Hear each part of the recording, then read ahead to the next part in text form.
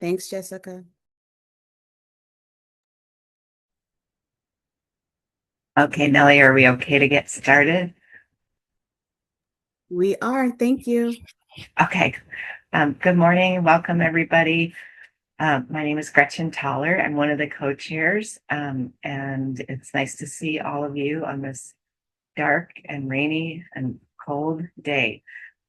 I, for one, am excited about Sunday being winter solstice and start adding a minute on of daylight every day. Um, so I think just to get us started, as far as housekeeping goes, sorry, am I going out of order? Sorry, back it up, Gretchen. Welcome, welcome to everybody. Um, just glad that we can be here together and celebrate the opportunity to build community. Um, we're, all still getting settled, so just take care of yourself and do whatever you need to do, and you need to take a break.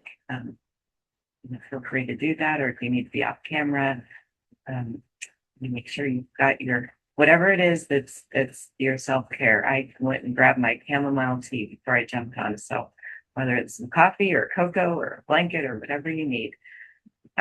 Just glad to see you here today. I think so in the chat, you could do your name, your organization, and your role. And if you could put whether you're an HVAC member, a guest, or DC-wide staff, or trio member after your name in the Zoom square, that is very helpful. And then I think we are going to move on to a connection question. Oh, housekeeping, sorry. um, so what else? What all, Nelly, besides taking care of yourself and taking a break when you need it? Next Is a slide, meeting being please. recorded? Yes. Okay, meeting's being recorded. The role of the advisory committee is to integrate expertise of home visiting models, early learning research and knowledge, and the experience of families and providers to inform how the state supports and expands home visiting services that meet the values and goals of the home visiting advisory. Also, we want to develop strategies and recommendations on how home visiting can be more integrated and accessible with other community resources. And finally, review, discuss, and deliberate to shape recommendations on key questions and findings based on data and research.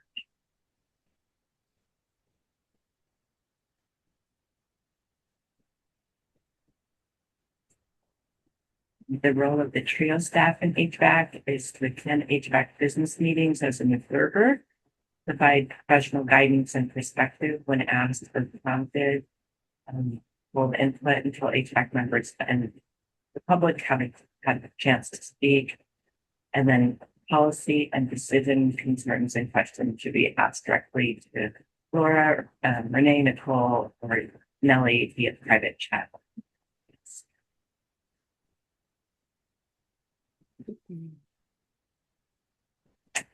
And the public attendees that are with us today, welcome to the HVAC meeting. We're happy to have you.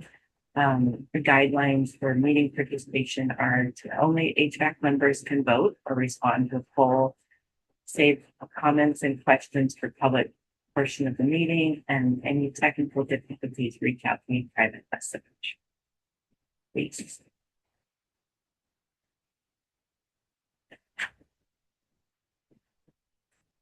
The values of HVAC is a portfolio approach, a diverse representation, funding a range of capacity, and then grantee participation.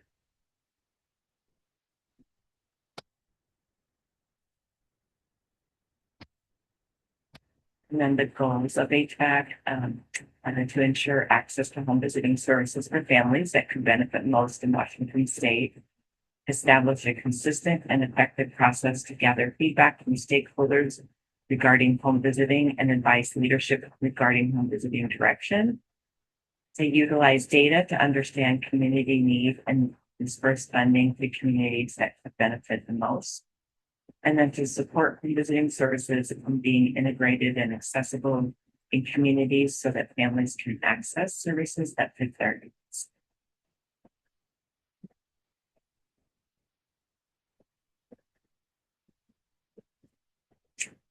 So this is our agenda for today. I'll just let all of you read that. We do have a stretch break at 10:05 for 5 minutes, and then another one at 11 o'clock for 5 minutes. And then we will be wrapping up around 12:30.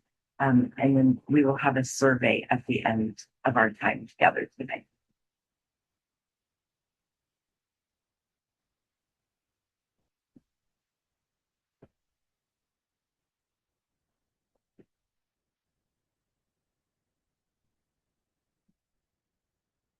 Okay, so here's the community relationship building.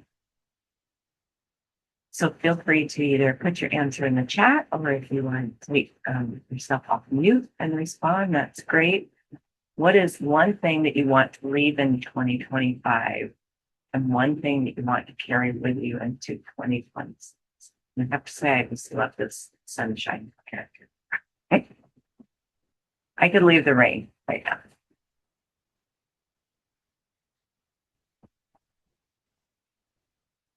Thing come to mind for anybody?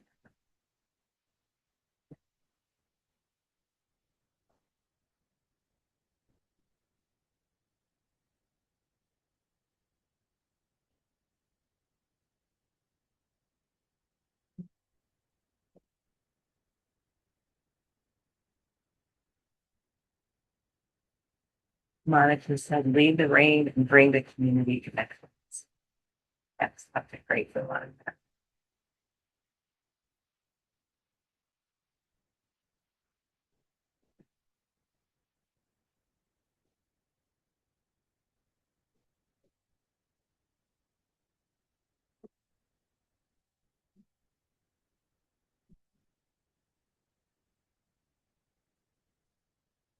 Anybody else?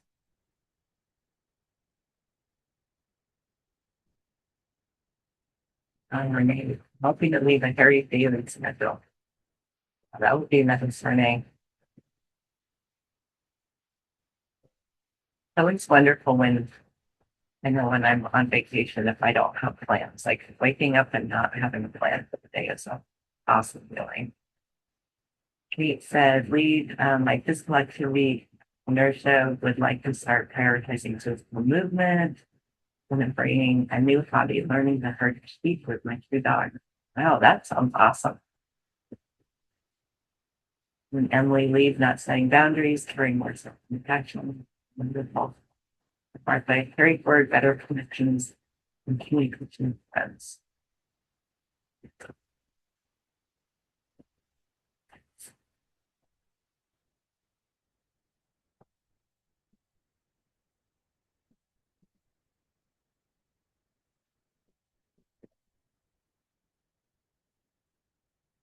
Erica, the ability to find joy and challenge. Yeah, a great one. I know I was thinking like, oh, I wish we could just leave all the budget in 2025.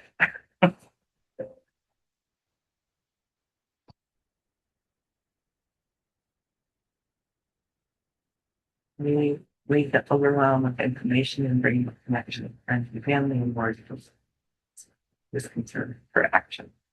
Discernment action.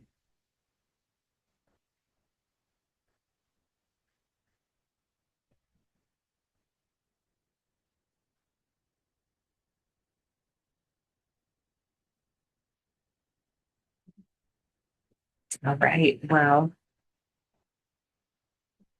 thank you all, and feel free to anything comes to mind that you're thinking of, add it to the chat at any point. Nellie, am I passing it over to you now? Thank you, Gretchen. No, there was part of that we rehearsed, part of it that we did not rehearse. So thanks for rolling with things. I appreciate that. So then we're going to transition into looking at our survey results. That was one thing I think we had done a couple of meetings ago and just kind of committed to sharing that in this space. So I'll just kind of, Jessica will pause in each just for you to have a chance to take a look at it. And then once we're done kind of looking through, if there's anything that stands out to you or if there's anything that you want to share, um, that could be something that we want to consider rolling into the way that we're doing things or just some wonderings that you have. So we'll, I think it's about 3 or 4 slides. So we'll get a chance to just kind of look at the meeting results. So, the survey results, sorry.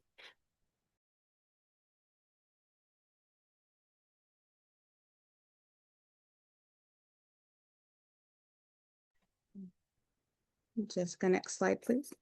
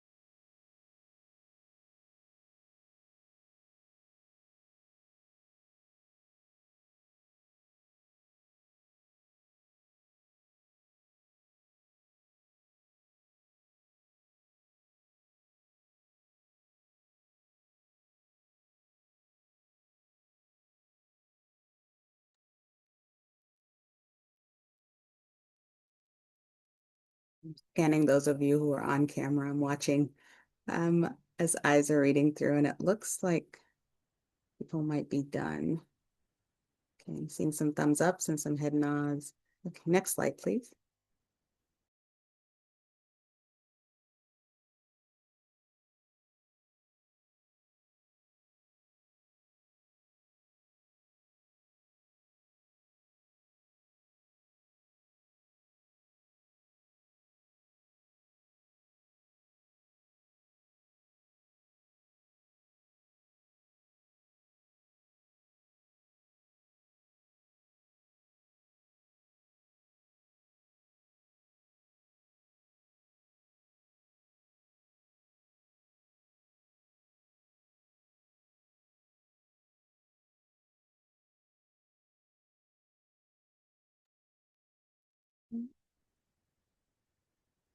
Next slide, please.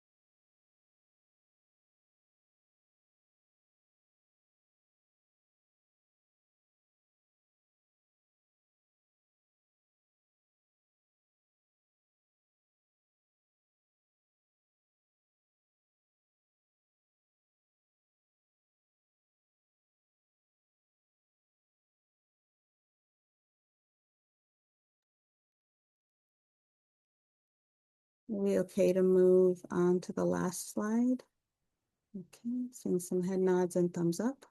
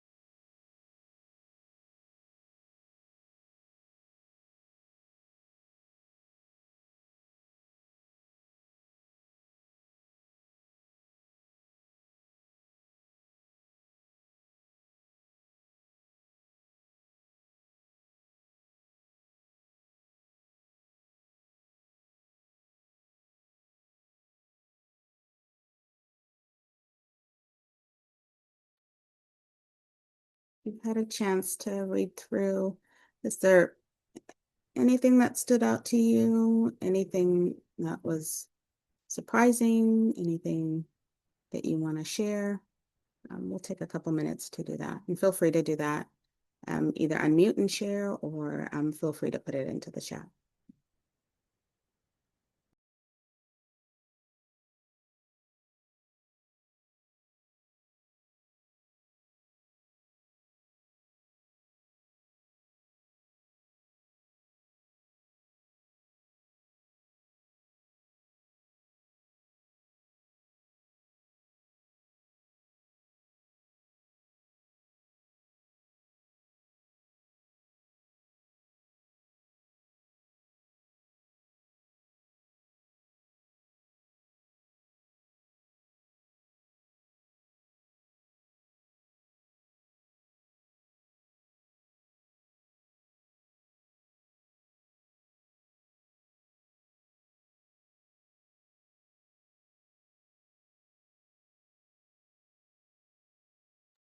All right. If something comes up for you later on in the meeting, or so feel free to put that into the chat. And Jessica, thank you for linking our survey for this meeting. We'll have some time towards the tail end of our time together for you to um, complete it in the meeting. That seemed to work really well last time and increased the number of responses that we have had. So, well, that will move on to kind of another update slash kind of conversation piece. So we talked a little bit about recruitment.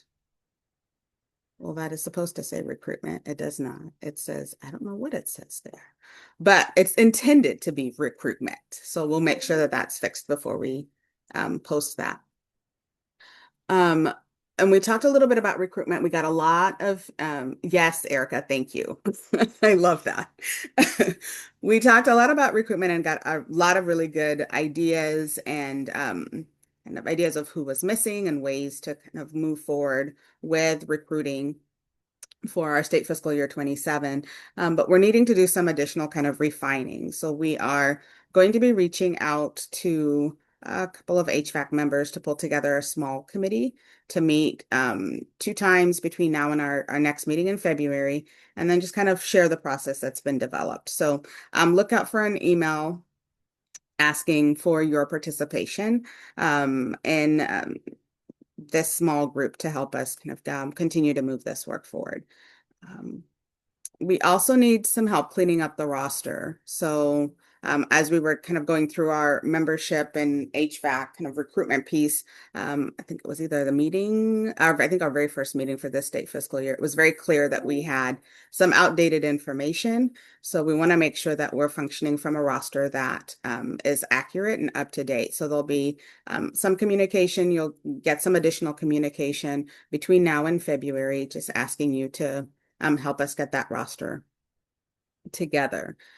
We are also kind of looking at a data and workforce PD subcommittee reset. So that's also impacted by the roster that we have and ensuring that individuals who are currently assigned to our different subcommittees are still active kind of participants in HVAC. And we also want to make sure that that membership is representative of the kind of different entities and different groups that are represented within HVAC. We also just want to spend some time identifying areas of focus. I know that the recommendations continue to be an area that we're looking at and focusing on, but we want to make sure that we're utilizing the team that we have as far as the HVAC committee members, but then also engaging in stuff that helps support HVSA and moving of our home visiting work forward. So the subcommittee chairs and co-chairs, we need a co-chair for one or actually both subcommittees. So we'll be looking at some of those things too. So between now and February 2026, we'll work on that as well. Any questions or thoughts about this? I don't believe that we have a member of the public on today. So we may skip the section, the way that we have stuff set up for that, but yep. So just pause here if there are any questions before we transition to our first agenda item.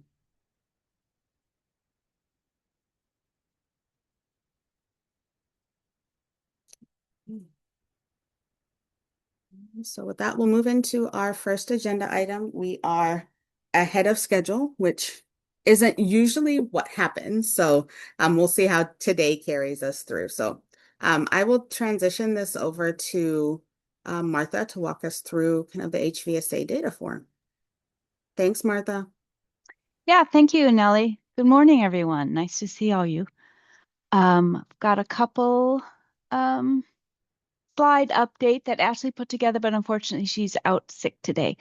But we've got Kate and I here, and happy to entertain questions as I go if there's something confusing that I'm presenting. And we'll just share out a little bit of our performance. So, we for the home visiting services account, we report out on a set of aligned measures, and we also report out to the feds, one of our major funders, McVie, some McVie measures. So we'll share some of both of that. Starting with state fiscal year 25, which would have covers July 24 through June 2025. This is just a kind of a snapshot of how the HVSA is doing. And as you can see, under each of these, we've got a little note about what we saw the year before. So serving almost 3,500 families, 3,500 children, 3,800 caregivers were served, almost 1,000 pregnant caregivers, and over 50,000 home visits. All of these measures saw a slight increase from 2024, which is great. And that is despite an overall reduction in number of slots. So there was some expansion and some reduction negotiated over the past year or so. So we are seeing some increase in outreach, which is fantastic. Next slide, please. There are a lot of different ways we look at service. So one is the first slide, which showed kind of who's, the number of families served. This measure, tracking a percentage of slots filled, looks at all the funded slots in the HVSA and how many of those funded slots have a family sitting in them. So over 1 year, we saw a quarterly average in state fiscal year 25 of 77%. In 2026, fiscal year 26, we're trying to move towards presenting and sharing out with our LIAs a monthly count or monthly results on percent of slots filled. And you see the first 3 months of the new year, we're seeing a steady increase, not a huge increase, but we're seeing a steady increase, which is great. Next slide. Sorry about that. So this slot, as I said, with enrollment, we look at it a few different ways. The percentage of slots filled is also one of the measures that the CQI team has been focused on. And the goal for CQI, this is a McVie required plan that the HVSA submits, and Camille is the lead on that. So she may have some additional thoughts to pop into chat, or this may be a future conversation at HVAC. But for today, we just wanted to share that the goal has been 85% of slots are filled in 6 out of the 8 reporting periods. And as you can see from the numbers presented, we're still below that with 18 LIAs and 22 LIAs mating that in SFY 24 and 25. In order to meet the 85% slot count or goal, we would need 26 of our LIAs would need to meet or exceed that 85% slots filled in 6 of the 8 quarters for 26 and 27. So that is going to be a focus area for the HVSA in the coming years. Next slide. Who we're serving is always of interest to us and to, we hope, HVAC. So almost 60% of our families were reported being at or below the federal poverty level. 60% self-identified with a racial or ethnic group facing disproportionate adverse outcomes, be them economic or health. And about 40% of our caregivers reported being employed either part-time or full-time.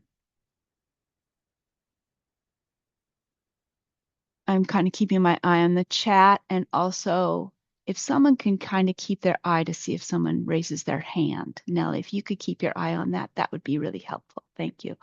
Do we know what contributes to slots not being filled? Well, that's a great question, and I think some of our other trio partners might have some ideas, and some of the LIAs probably have some great ideas. Is there any LIA or partner that wants to come off mute and speak to that briefly?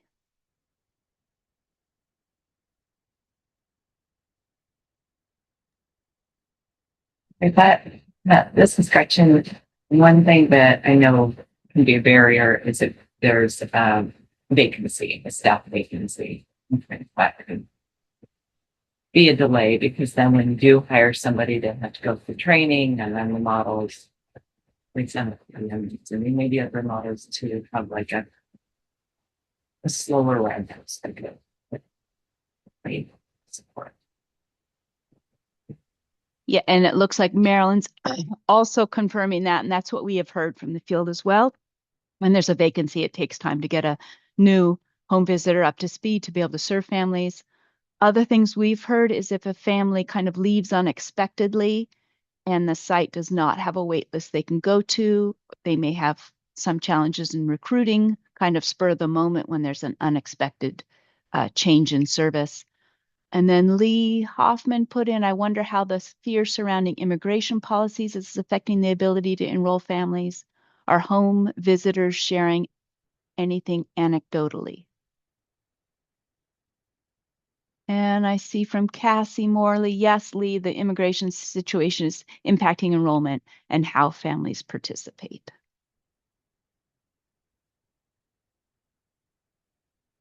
Please go ahead and continue putting stuff in the chat. We will try to pull out those questions, and why don't we go on to the next slide for now. Children served, the focus of the HVSA is really on children under 3. I mean, that's kind of one of our primary focuses, and we see that about 88% of the children served are either under 1 or 1 to 2 years old. We do have some models that focus on a slightly older cohort, and that's certainly represented by the 3 through 6-year-olds on this slide. Next slide. Oh, is that all the slides? No, it was just a placeholder.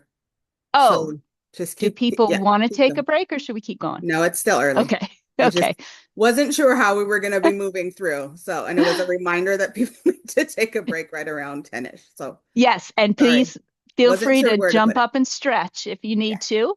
I will keep going. So as I said earlier, we report out the HVSA reports both to state funders on a state fiscal year and also to our MCV, our federal funders, on a federal fiscal year.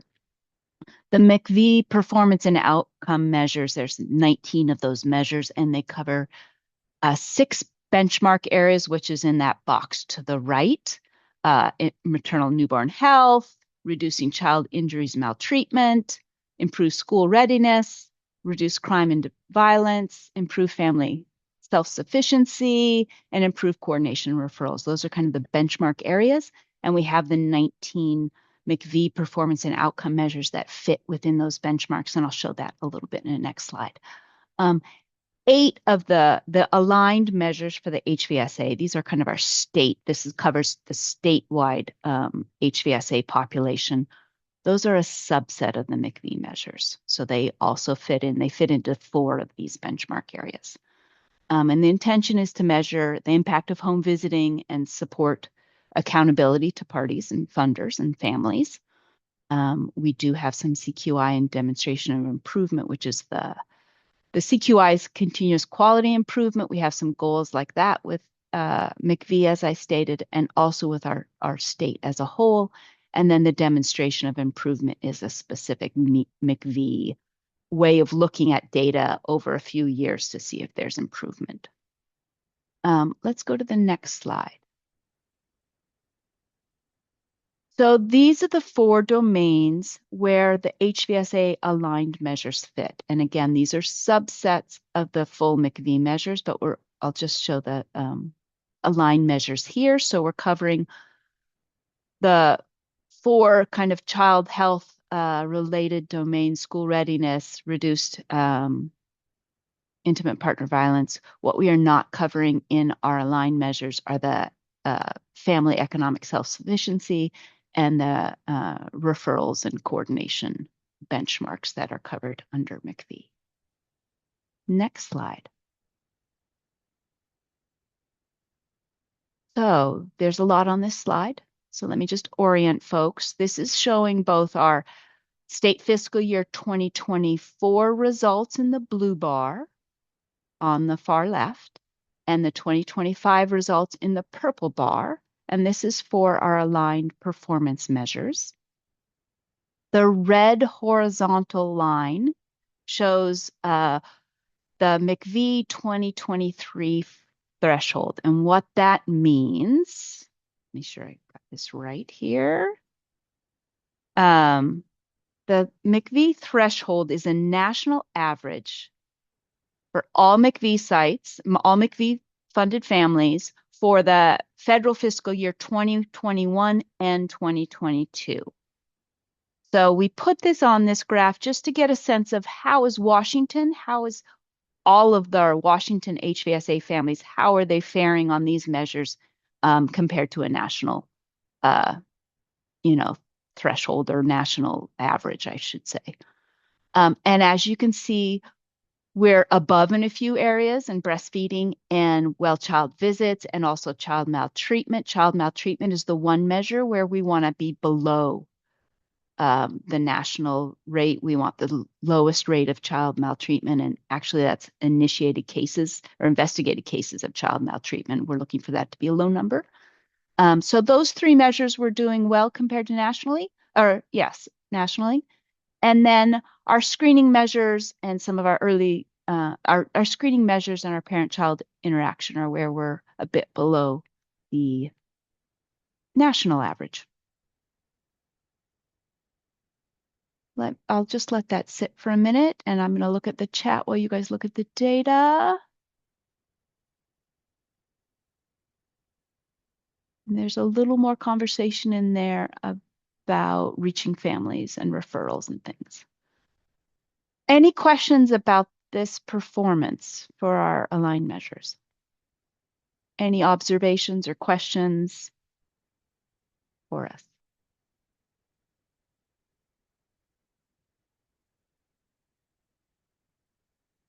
I'm not seeing any, so I will move to the next slide. One of the things around data quality is really being mindful of missing data. What are we missing from our reporters? What are we missing on certain families? And our goal is to have a less than 10% missing. And the one where we're not meeting that for the aligned measures is the well-child visits and also the child maltreatment. We know that we don't know the exact percent, but we know that the child maltreatment measure is dependent on families consenting to share their personal identifiable information. And we know that our missing rate there is above 10%, but I can't give you an exact number there. So overall, we're doing pretty well on the missing for our aligned measures. Next slide, but it's always an area for improvement. Okay, now I'm going to switch over to McV benchmarks. So the slide previously included all of our HVSA funded families. These next set of slides only include families that are McV funded, and those are families that are only served by the NFP and PAT model in Washington. We are looking at a slightly different time period. It's federal fiscal year 24 and 25, so that would be The purple bar would be, I'm going to test my math here, October 23 through September 24. And the red bar would be October 24 through September 25. So two comparisons there. And then the horizontal bar, that orange line here, is Washington's baseline. And how that was calculated was we took our 21 and 22 McVie federal data and averaged that to get a Washington baseline. So the good news, as you can see here, is we have made improvements since our 2023 baseline across all these measures. And these measures that I'm showing here are the maternal newborn health. The very first measure, preterm birth, that's one of the ones where we want it to be as small as number as possible. And that's the one where we're pretty close to what we've had historically. So good news is we are showing increases across all these, which, as you can imagine, the 21-22 average there, we were still seeing the effects of the pandemic. So we saw some suppressed results during that time period. And so we're seeing some rebound, which is awesome. Next slide.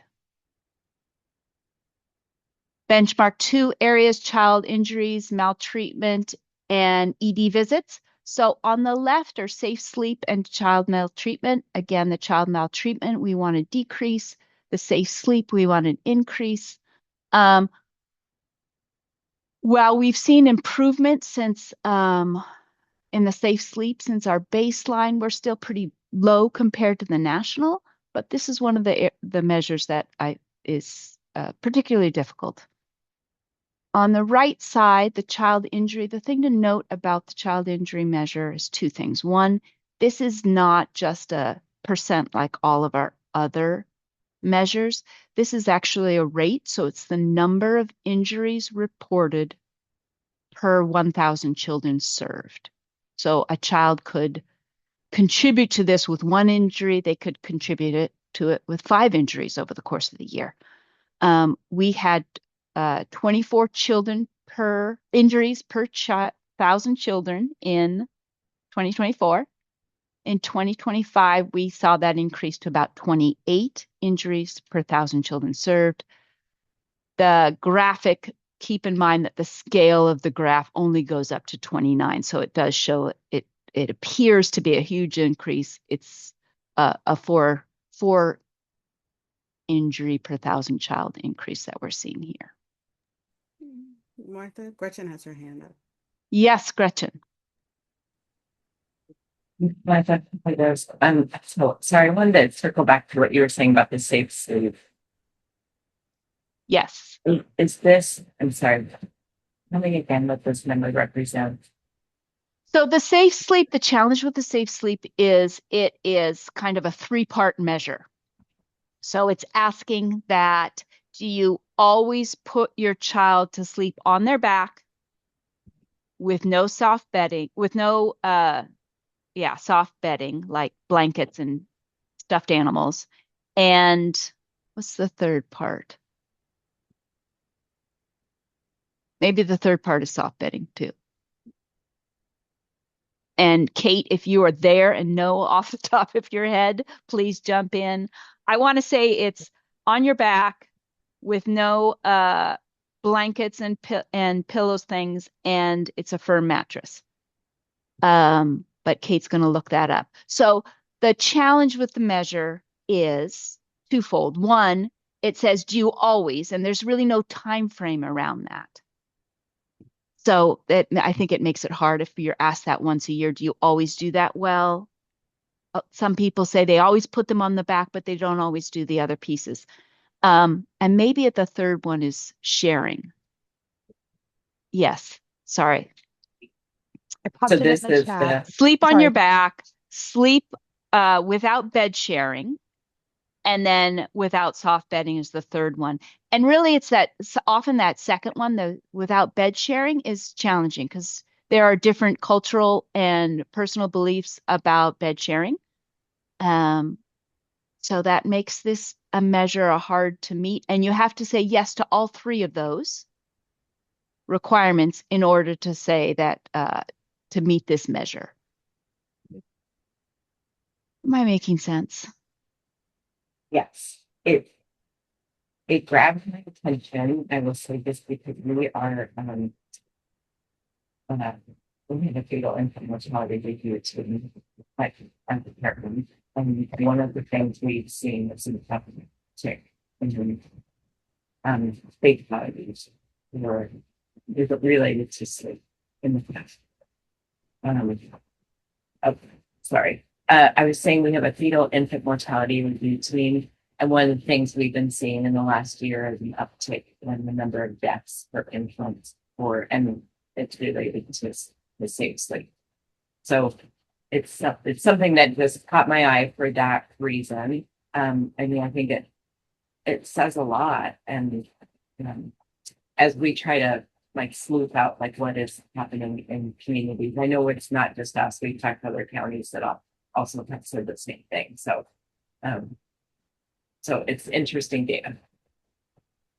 Thank Mm-hmm. you for that. Sorry to go down the rabbit hole there. No, that's quite all right, Gretchen, and I'm very sorry to hear about those infant fatalities. I do think the safe sleep effort I mean, that's the genesis of it, right? To try to reduce infant mortality, unexplained infant death, as much as possible. And I think there have been great strides in that area. The back to sleep, I think the challenge with this measure in particular is the cultural competence and kind of thinking about uh, are there different ways to kind of navigate this and the kind of open time period. So as we move, one of the changes to McV reporting in the future is going to be um, applying a 2-week window to that safe sleep look back. So asking a parent in the last 2 weeks, did you do these things? That will help, I think, with the reporting piece. But I do think there is work to be done around parent education and cultural competency around what are some ways that our families may meet this measure, or more importantly, provide a safe sleeping environment for their infants. I agree, Martha, and that's one of the things we've been talking about, just like from a public health messaging, that Mm-hmm. once we did back to sleep, I think there really was, I mean, that was a big campaign effort, and then it just kind of dropped off. And there hasn't been a lot since. And now that we've seen members elected, it's assigned to us. They need, similar to abusive head trauma or shaking baby. There used to be a lot of conversation around that. Mm-hmm. Thank you. Mm-hmm. All right. Let's go ahead and move on to the next slide. And time check, we're still okay, Nellie? I think I just have a couple more. Yes, you're doing good. We Okay. still have time. So Thank you. benchmark 3, school readiness and achievement. So looking at parent-child interaction, early language literacy activities, developmental screening, and behavioral concerns inquiries. All of these, we want to see those numbers increasing. We've seen increase since our baseline in 23 for all of these. The exception would be behavioral concerns inquiries. And again, this is kind of a challenging measurement one in that the requirement is that a family is asked about, do they have any concerns? They're asked about it at every visit. So we do have some missing data there, and some variation on how that one is applied. Next slide. Domestic violence is benchmark 4 area. And we have seen a really nice increase in our screening across the McV families. And and getting to an 82% screening rate is fantastic. Next slide. Family economic self-sufficiency. This is the benchmark area that is not addressed with our aligned measures. So again, this is just McV. And it's primary care education, which we've remained relatively stable. And we've also been pretty stable on continuity of insurance coverage. That measure kind of keeps changing. That might be one that we want to keep an eye on in the next 2 years, as things change at the federal level and change with insurance subsidies and things. Next slide. And this is the last benchmark areas, coordination and referrals. So this is among those people who are screened for either depression, developmental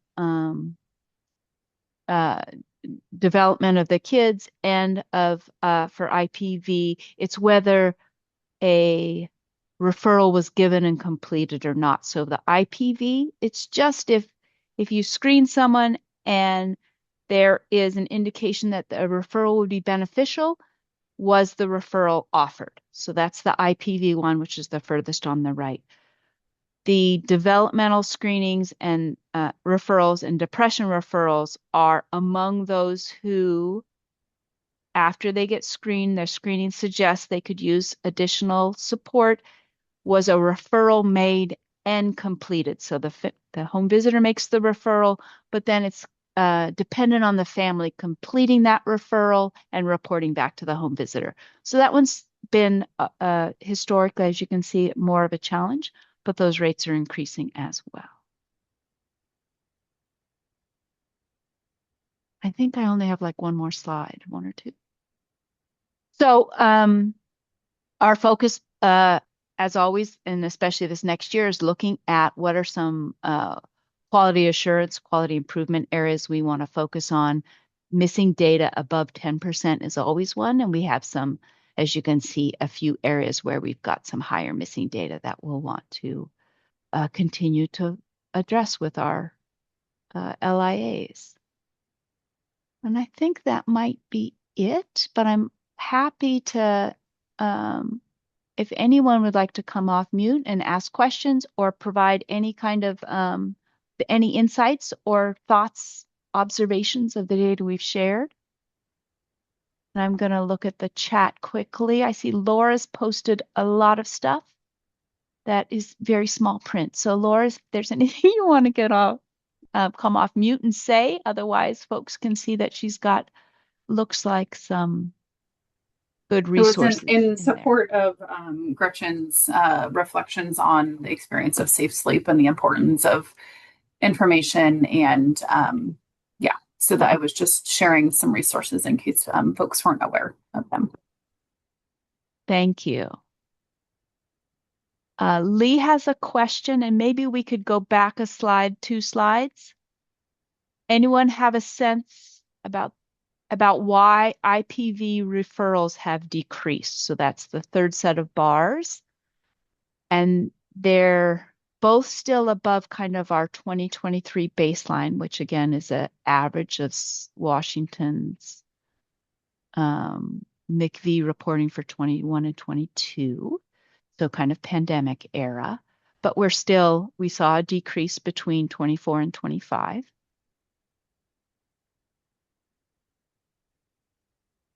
Any musings on that for Lee?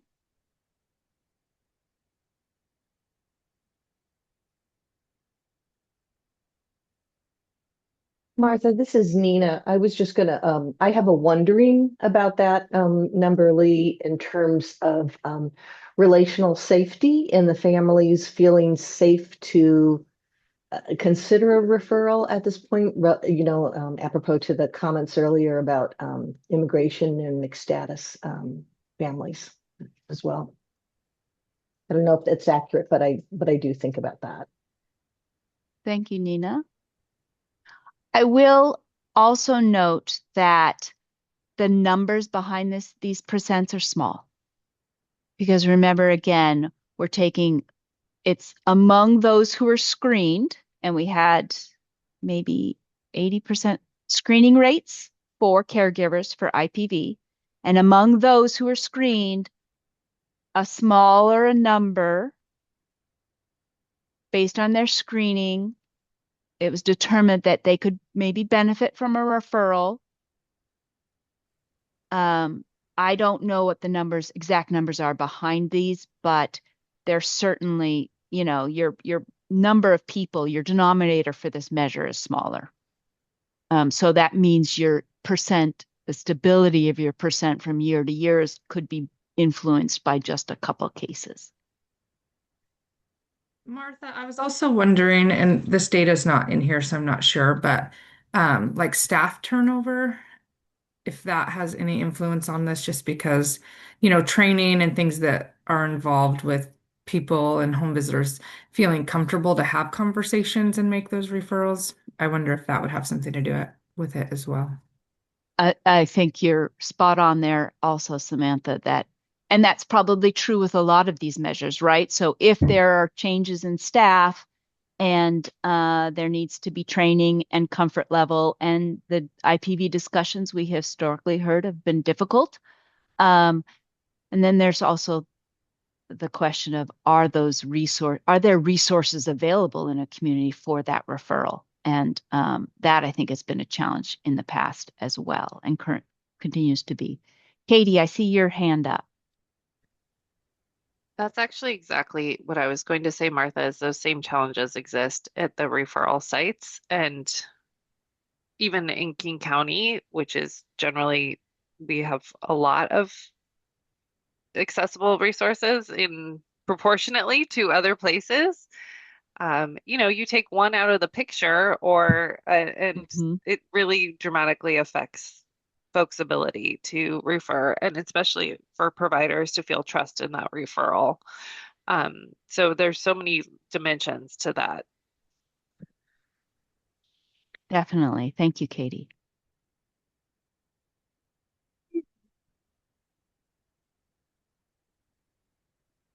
Any other thoughts about any of the data we've shared?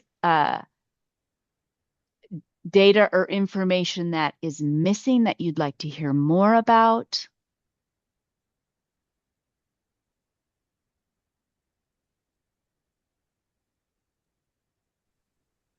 It kind of made me wonder, Martha, if there's anything that this group is seeing like, hey, this is maybe a focus area for DCYF or DOH. Something surprised me, and I'm wondering if there's a gap that could be addressed with support over the next year. And there was a lot of information here, so it may need to be a follow-up conversation because there's just so much. But we don't want to share so much and then not have any action if the group feels like it would be important to do so.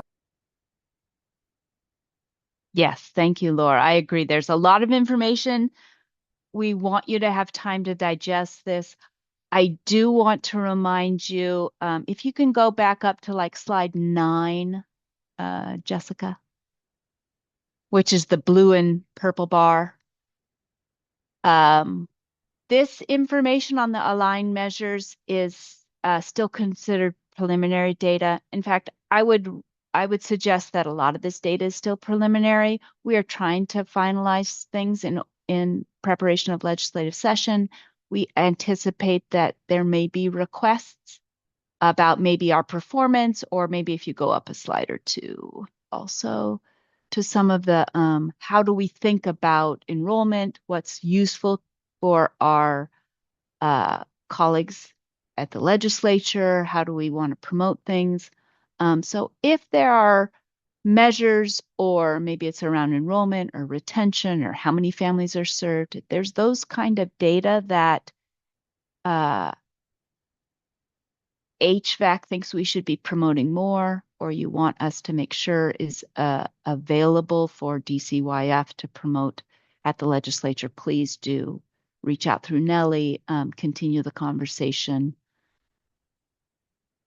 about, what kinds of data is useful for you, what are there areas we want to focus on and promote through a kind of a CQI or just quality improvement, quality assurance kind of lens?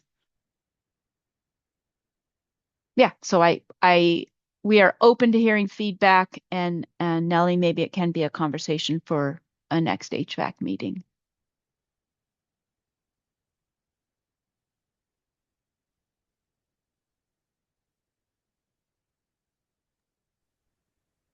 Sure. Any final thoughts or questions?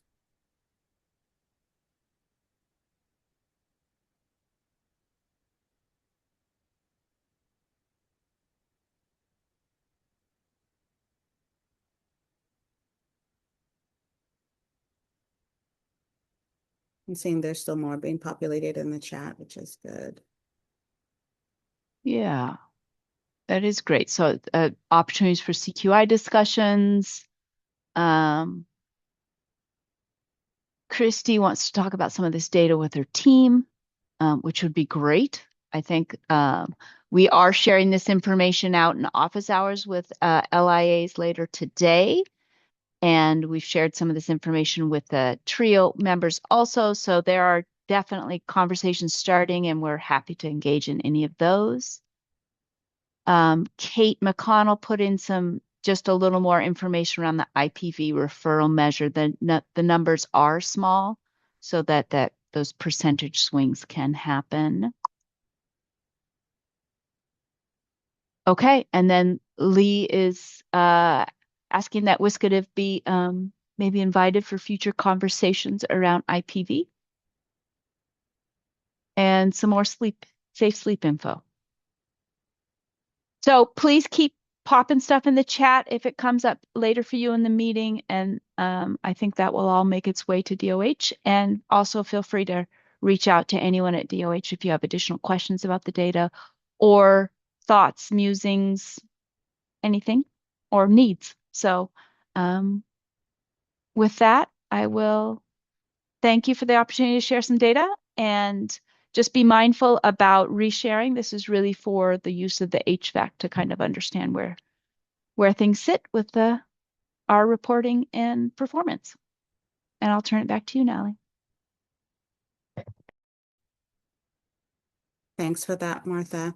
And again, as we make our time through today, if there's something that comes to mind or something that you want some more data on or something that you think would be beneficial, some additional data that would be beneficial for HVAC to see, that would be great.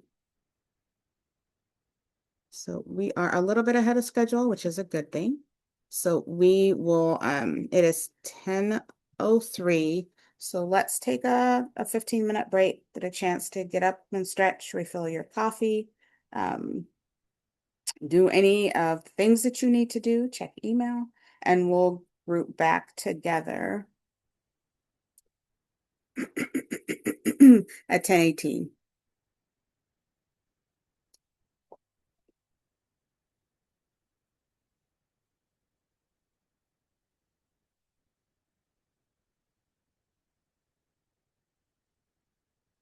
All right.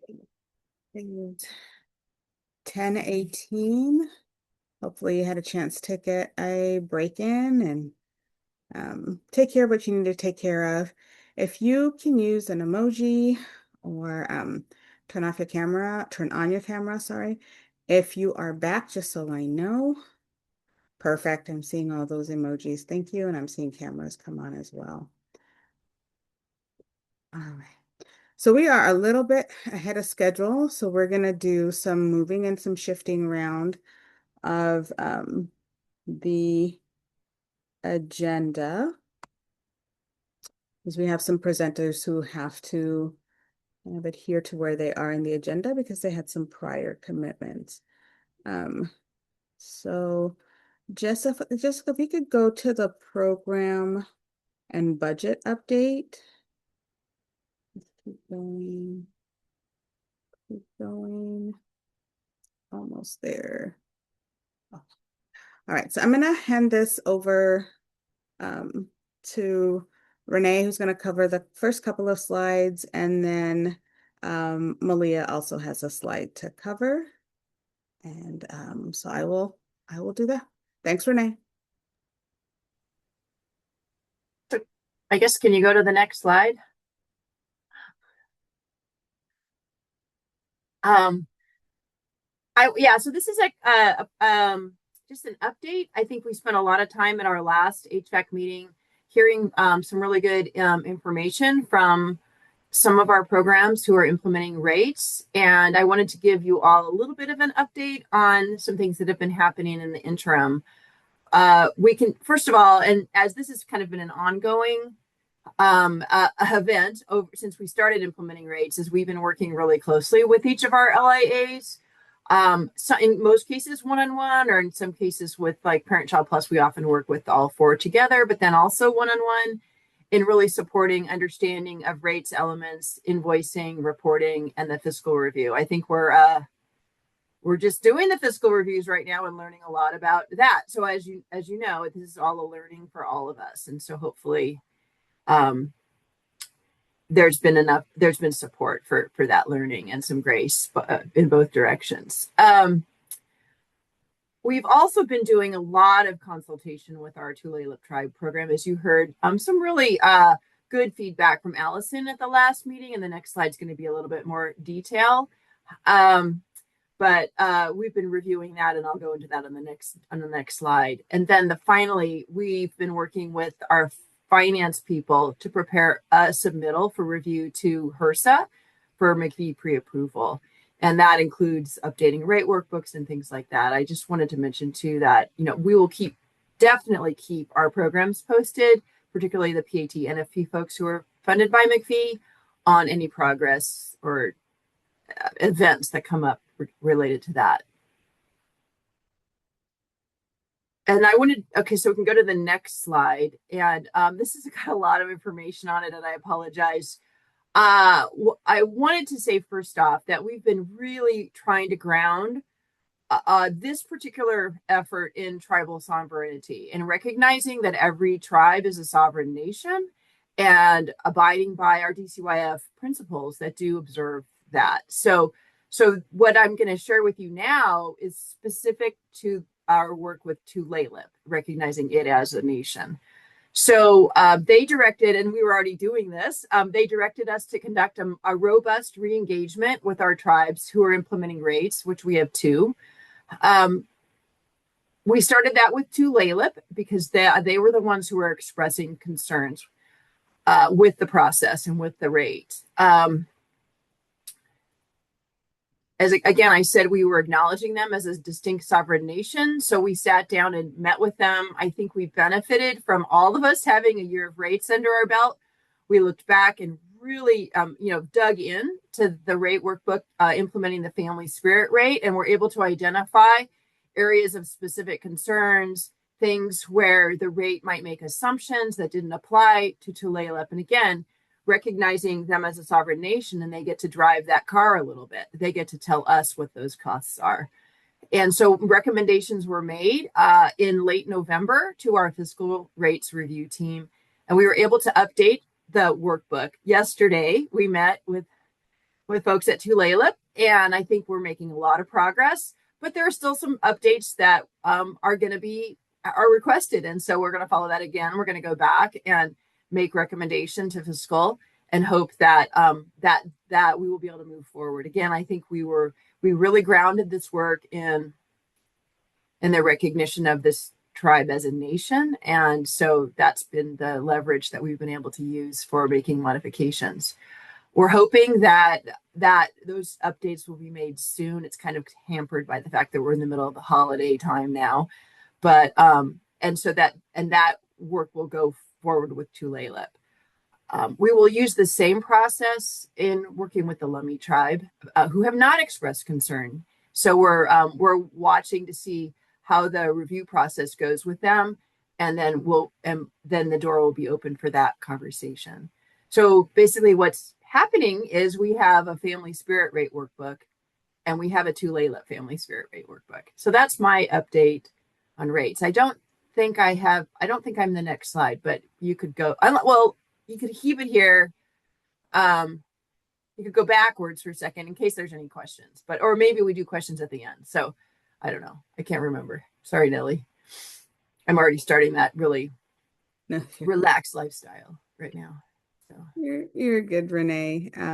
We'll pause for questions here in just a little bit, but Allison pointed out something in the chat that I was also going to wait until you had a chance to kind of do your pieces and just share with our HVAC committee that this is Renee's last kind of official HVAC meeting.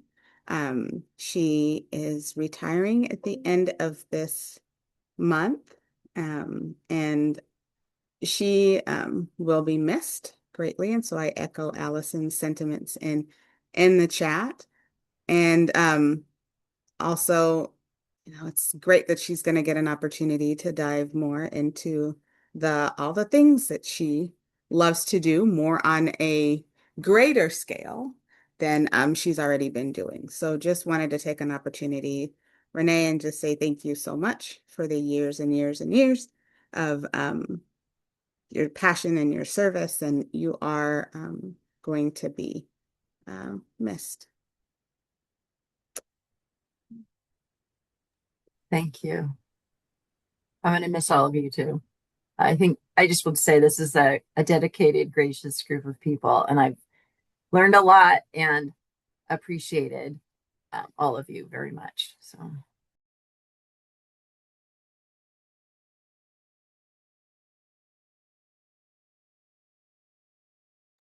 I think we can move on to the next slide. And I think, Malia, are you on? There you are. Perfect. Okay. Thank you. Hello, I'm not sure I've ever presented at HVAC, so let me introduce myself. My name is Malia Lindsay, and I'm the Home Visiting Program and Policy Analyst, and I support all things McVie. And so, as Martha was talking earlier about our data, McVie will be making changes to some of that data. And you may have seen this in the most recent newsletter that McVie is making changes to their reporting requirements. We won't be going over the specific changes today, but we do want to reassure everyone that we are aware of the changes and we are actively assessing the potential impacts on the HVSA. We expect these changes to take effect no later than October 26th, but we will need to have the guidance in place before our state fiscal year 27 contracts, which begin July 1st. So right now we're working closely with HRSA, the model offices, and data systems to ensure communication about these updates is timely and clear. We are unsure of the changes models will be making to practice or data systems. And we're just learning about some of those currently, and some of them we still, it's still an unknown. The good news is that most of these changes should be straightforward to implement and will have very limited impact on the LIAs. However, there are a few areas where you may notice some updates. These include changes to questions related to race and ethnicity, such as combining race and ethnicity and also adding a race and ethnicity category. Postpartum healthcare visits, which McVie will be extending the period from 8 weeks to 12 weeks of when a postpartum visit should occur. And then safe sleep, they will be adding a 2-week look back period. There will also be updates to mental health assessments, including a new anxiety screening component. So we will be screening for depression and anxiety, and also a referral will be needed for anxiety if the person screens in.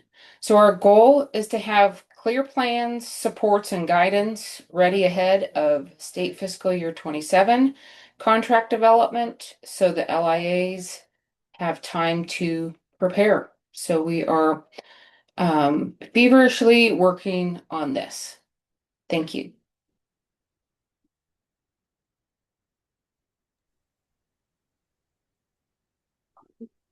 Go back, Jessica. Any questions about the upcoming changes to McVie?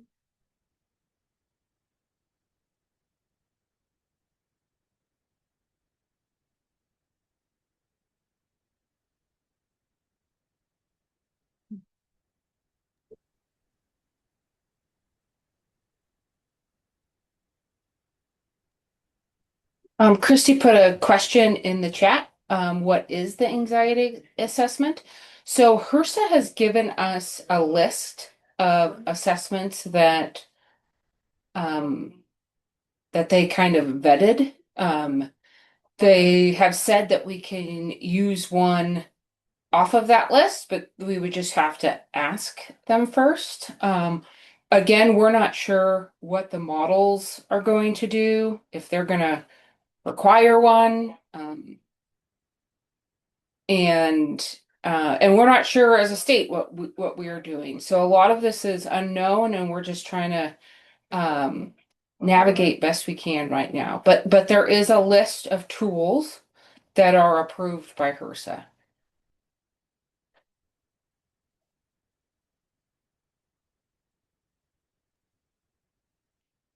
We also want to acknowledge that we know that this is really kind of early in the process, but we know that the changes are kind of public knowledge, and we wanted to be able to kind of put it also on your radar and know that we're just kind of working on it, and wanted to share as kind of as quickly as we got the information, just so you were aware that these changes were coming. And as we make our way through, as Malia was kind of detailing some of the things we need to do, we'll continue to keep we'll continue to keep HVAC up to date with any shifts or changes.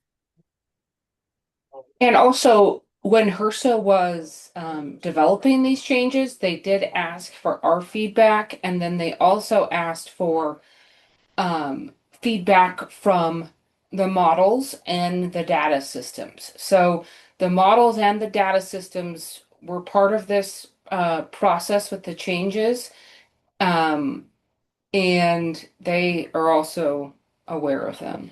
And I'll find the list of tools and put it in the chat as well.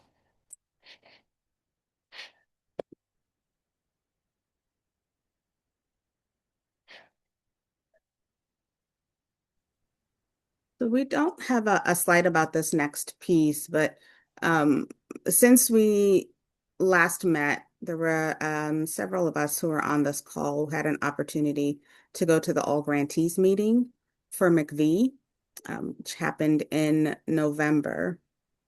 So I thought it would be good just to be able to share. Thanks, Malia. Maria's popped into the chat the list of screening tools that McVie. So I thought it would be great for those of us who attended to just kind of share if there was anything, any of the sessions that you were a part of, anything that kind of stood out for you that would be great to kind of share in this space with HVAC. So I think Malia was there, Laura was there, Camille was there as well. So just wanted to give just a couple minutes for people to share anything that kind of stood out to them. Or... No, I'm happy to share. I think there's three things that I'll share, and then I would encourage others to share as well. So I'm going to drop a couple links in the chat. The first is to recently, or fairly recently, I think it was September now, which I don't know how the time has flown. Feels like it was yesterday. A report on the long-term effects of home visiting in mothers, family, and children. This is results from the My Hope study, or the Mother and Infant Home Visiting Program evaluation. This study was initiated originally when the McVie program was established in 2010. I think the research took place between 2012 and 2017. Some of our colleagues on the call will remember that as well as I do. There was a lot of meetings and a lot of work. Not all states participated in it. There had to be programs in states that were implementing the 4 models that were included in the evaluation, and with large enough programs that there could be a wait list, so that there could be some randomization and the study process. So this study that was released is showing this is the longer term impact. So it was basically kindergarten enrollment for some of those kiddos that were enrolled in the study early in those years. And there's a couple of really interesting and cool findings that I want to point out, but there's also been some counter or criticisms that have been published of the article and the impact of home visiting as well. Specifically, some of the effect sizes were smaller than anticipated, and some of the breadth of the domains that found impact were more limited. So while overall there was some really positive impacts, and I will share in the chat one of the quotes from the executive summary that was really, I think, important, particularly as it relates to maternal health and the maternal experience of the families that participated in home visiting. So some of the limitations, of course, are the study included families that only received 1 or 2 home visits. So that might have impacted some of the outcomes. The study had 4 different models, which all have different kinds of things that they work on with family. And so when you're looking at, 100 different outcomes, it's maybe harder to find specific impacts when you have lots of different programs that have variable content that are supporting those different outcome areas. But in general, there are some really positive findings. And I think further distilled, there's even more positive findings in the study as well. So a couple of things that we are aware of and working on are, given the criticisms of the report and the impact of home visiting, we are working on some talking points, but also want you to be aware of both of this study, its findings, and if you have ideas about ways to share about the impact of home visiting and or positive or negative things that you're hearing about the study in your community, we would appreciate that as well. So that was one thing. Another interesting thing is the Institute for Home Visiting Workforce Development, which is a national, again, organization. This is also funded with federal McVie dollars. They are soon, it's not posted yet, but they previewed it at the all grantee meeting, going to be publishing a dashboard for workforce that addresses things like pay, retention, a really interesting set of data. And there'll be data from across the country. The data sources, I think, are limited, but I think, it's in development. It will be a new thing. So I wanted to make sure you all aware of, 1, the Institute for Home Visiting Workforce Development, and 2, the pending release of a national dashboard for home visiting workforce that may be of interest, particularly to the subcommittee of HVAC, and the My Hope study may be of interest to the data and evaluation subgroup of HVAC as well, which is why I brought those 2 pieces forward. The last thing I will share is we did also hear from the HRSA administrator. Tom Ingalls is the gentleman's name, on the last day of the all grantee meeting. And he really emphasized his love and adoration for the McVie program, both for what it does and how it supports families and where they're at in their context and his own experience, but also for the data and the story that it tells and the evidence that it's built on and continues to create. So there was a couple of highlights that I think I heard him really talking about is the continued importance for the data and data collection that HRSA is seeing, and the need to tell the story, use that data to tell the story of the impact of home visiting. And then also he talked about how home visiting can support the Make America Healthy administration, sorry, I'm forgetting the name, Secretary Kennedy's, his focus on prevention of chronic disease. So I would not be surprised over the coming year if we see more information coming to us to explore and understand how home visiting supports things like healthy eating, exercise, nutrition, positive well-being and mental health, those kinds of things as part of the secretary's agenda as well. So those were, I think, 3 takeaways. There were many others, some fantastic presentations on CQI and housing and things like that. So I would invite others to share for a minute or two about things that they learned as well.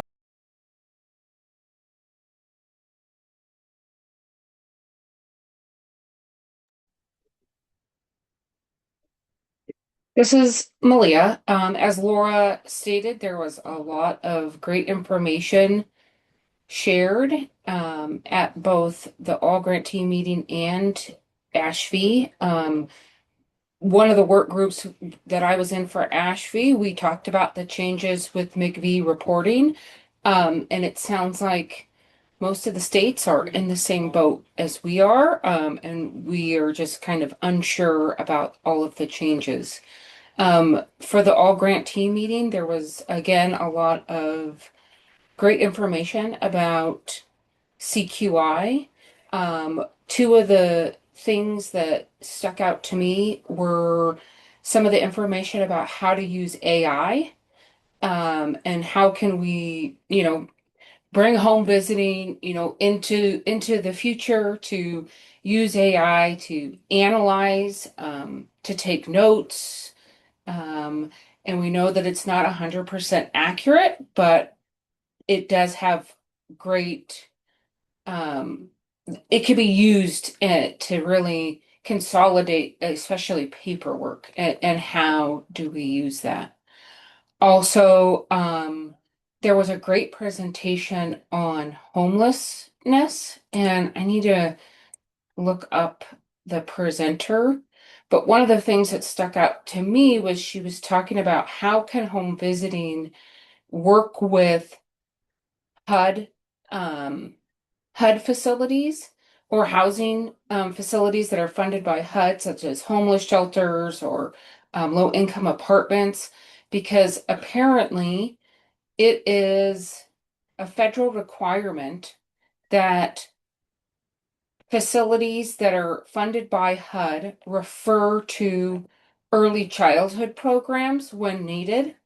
So any family that qualifies, they are federally required to refer to those programs, and home visiting counts as one of those programs. And so just thinking about how can we, and the conversation earlier about enrollment and numbers being down, those kinds of things, how can we work with different agencies such as HUD, or are there other federally funded programs that are required to refer to programs such as home visiting, and how do our communities reach out and work with those resources to get more referrals.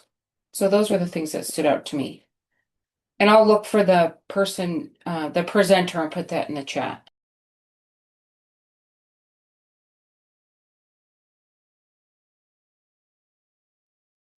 Thanks, Malia. Thanks, Laura. Yeah, I had the opportunity to attend with the team as well. And I think for me, some of the main takeaways are really just seeing all of the different data tools, data collection tools, and then data processing tools and CQI tools that folks are using across the country, specifically around things like needs assessments or really understanding focus areas for their states. So I think there's a lot of opportunity for us to continue to look at our own systems and see what we can implement, what we can't, or what pieces of things we can take. And then additionally had the chance to meet with the CQI leads across all of the states. So that was also a good opportunity to share best practices, share strengths, share opportunities to grow, and then just really understand like what are the common themes that we're seeing across all of our states, and what are the best ways to implement change.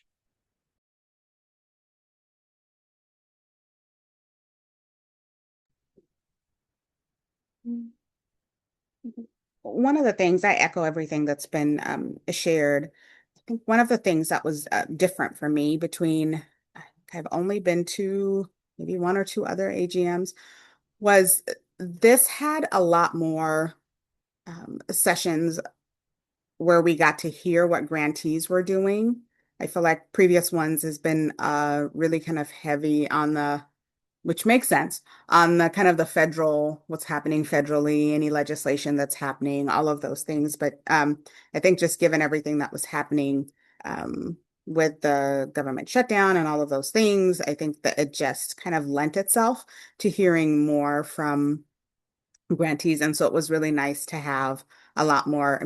It made choosing which sessions to go through even more difficult, but it was nice to kind of hear directly from a lot of grantees and to just kind of hear some of the things that they were doing and focusing on. So that was a takeaway that I don't think has been mentioned.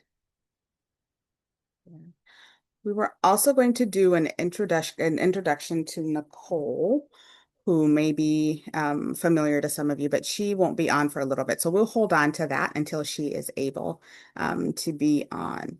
We have our legislative session that is scheduled to happen here in the next 10 minutes or so. We are a little ahead of schedule. I know that Erica was going to be in a meeting until a little bit closer to 11. So, and then we have the McVie reauthorization conversation that will happen a little closer to noon. So we have about 11 minutes or so before our next agenda item is scheduled to begin. And then we'll do kind of the rest of our fiscal update and budget pieces after we hear the legislative piece. So what I would suggest we do is just because we had a break scheduled a little bit later, is just take a break now and then we'll power our way through the rest of the agenda. How does that sound?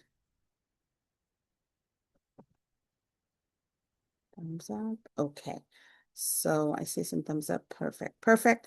So if you can be back at a little bit before 11. So let's do 10:57, 10:56, 10:57, right around there. So we'll do about a 10-minute break. Then we'll come and finish up with the rest of our agenda. And appreciate your flexibility and understanding.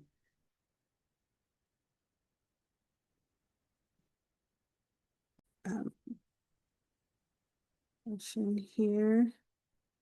I do not see. I'm here. I see, yeah, Eric, I see you. I don't see JP. Oh, JP, sorry. I am going to ping her here really quick. So give me just a second. But Erica, you can go ahead and get started and let's see where JP is. Okay, great. Thank you. Hi, everybody.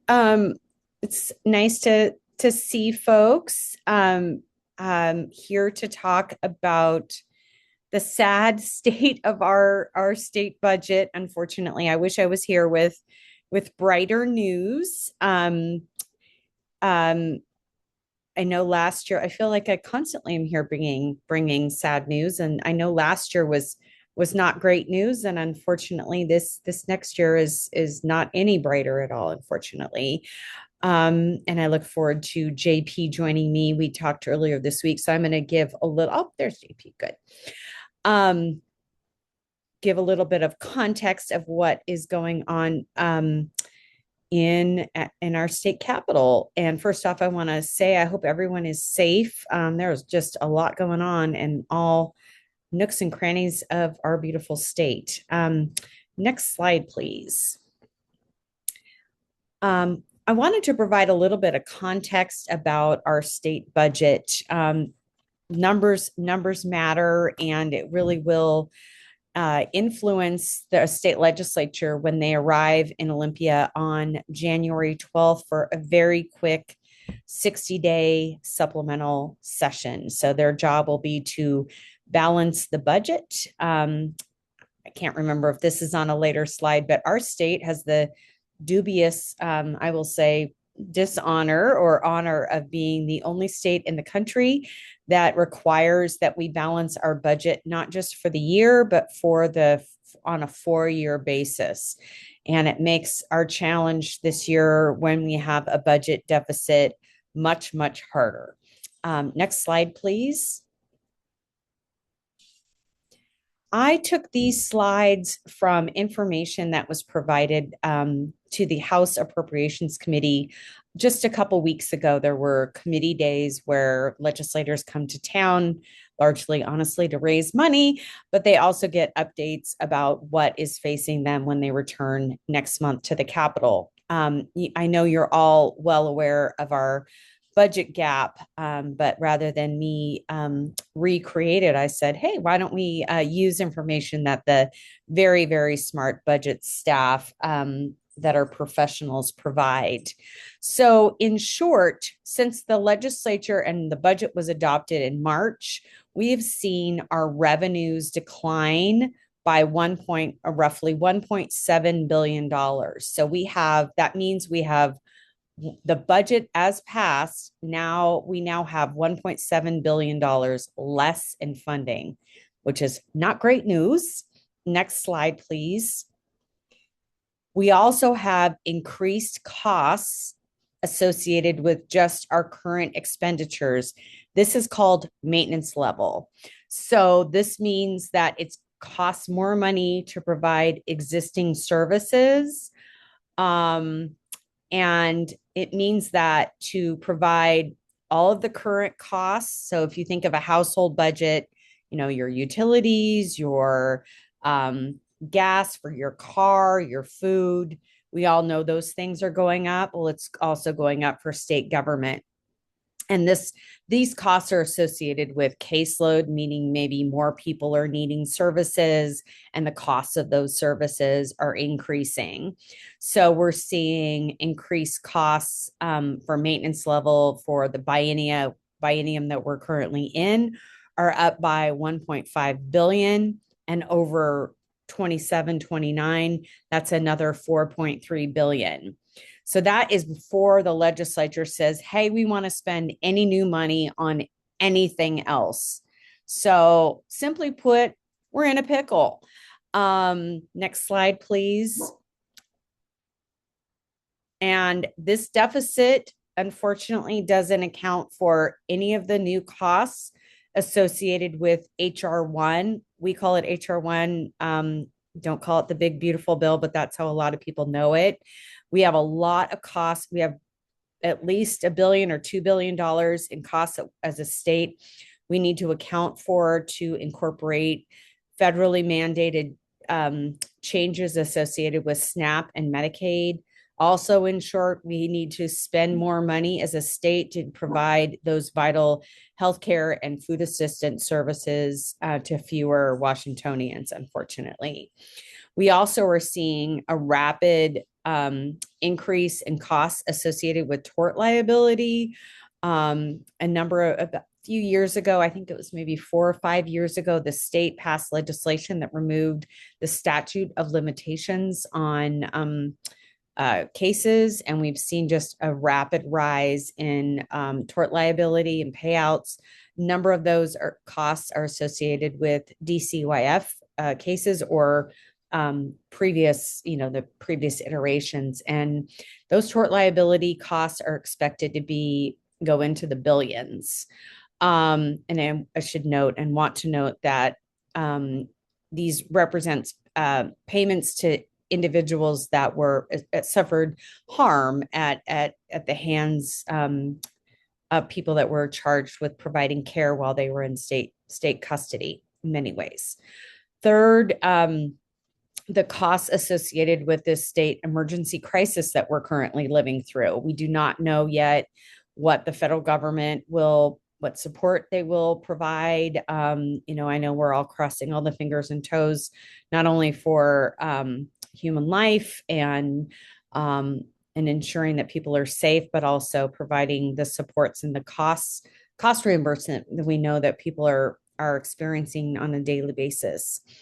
And then finally, there is a rather significant lawsuit that was filed by Comcast related to one of the revenue packages that was passed last year. And a lot of folks believe they have a very solid case, and that is about $500 million. So we're facing numbers vary, but definitely a significant budget gap that is in the multi-billions of dollars.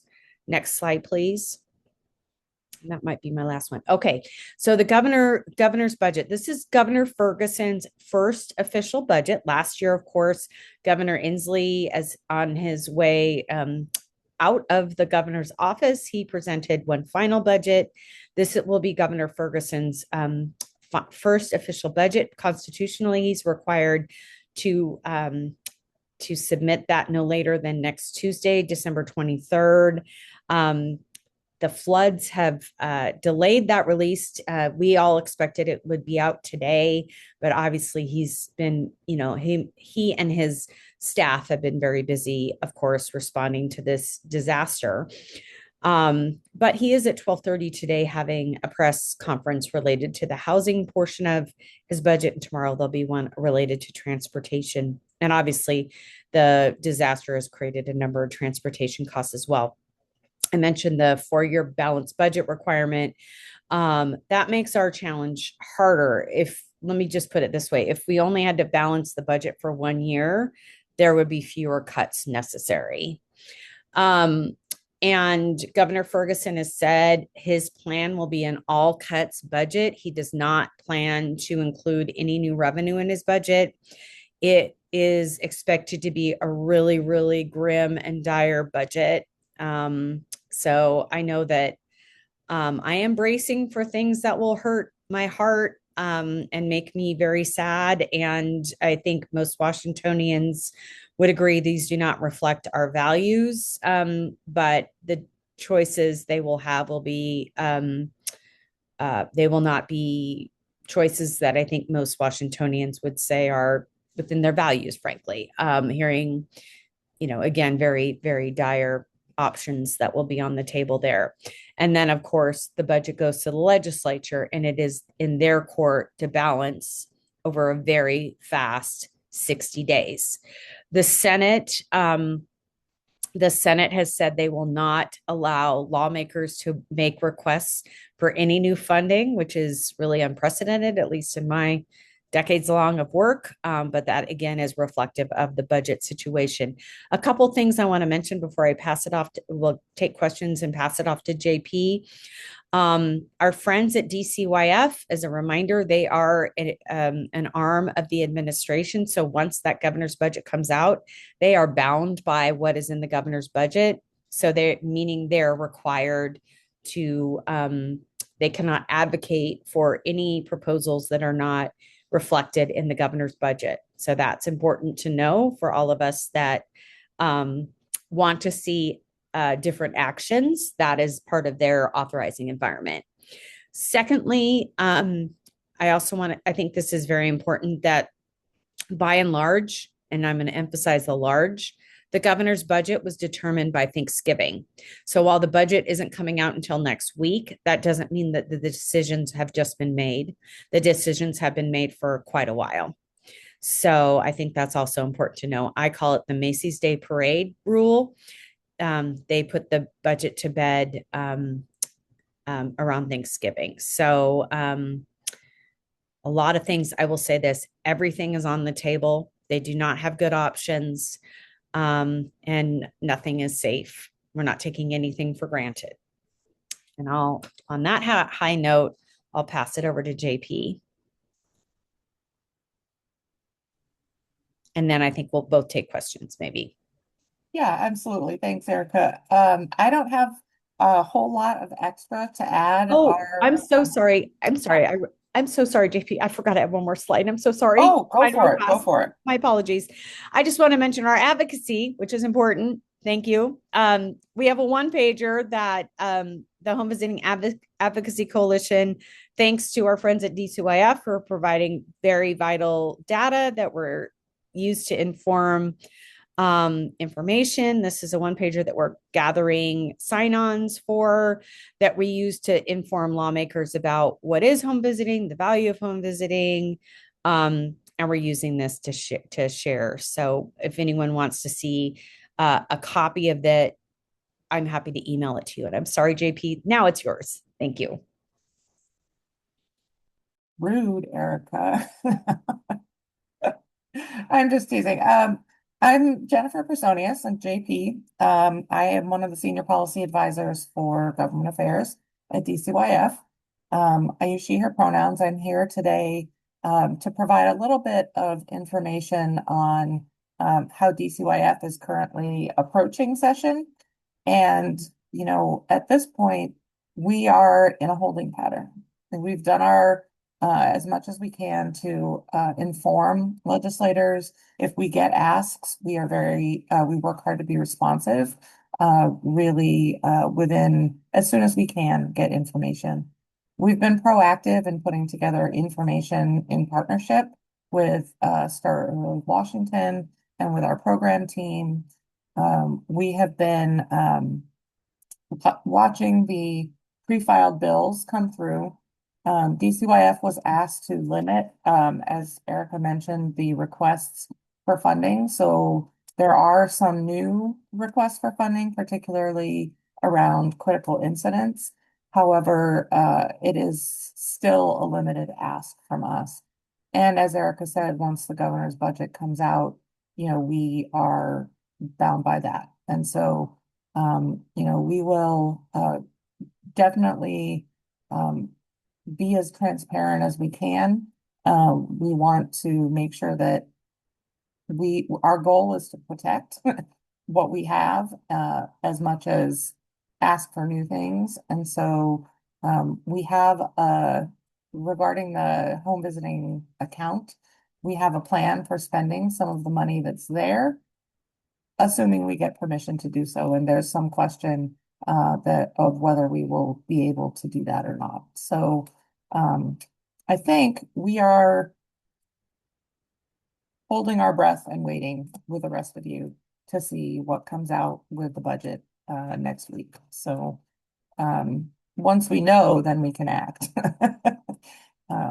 So I didn't have enough for cool slides. So Erica, I appreciate all the work that you did on that. And I'm happy to answer any questions.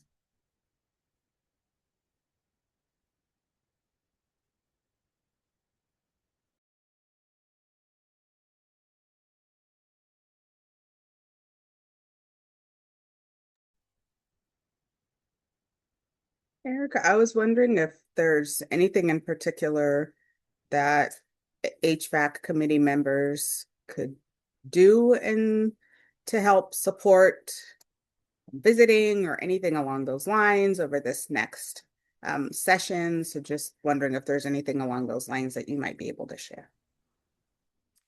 Yeah, thanks, Nellie. So I would say a few things. I think those groups, and thank you, Laura. Of course, I could drop this in the chat. Let me do that in just a minute. I'm not able to multitask. Thanks for folks that are younger than me that think of things like that. So yes, a few things. So those that are able, that want to sign on to this one pager are welcome to.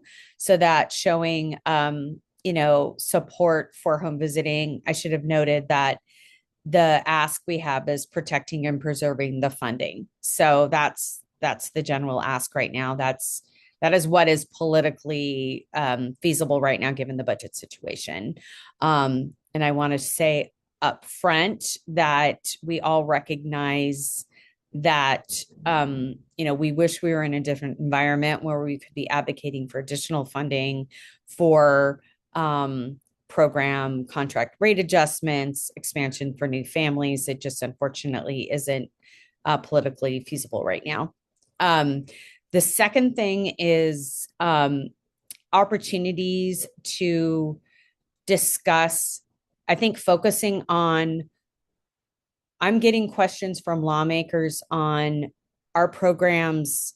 Is there need at the local level?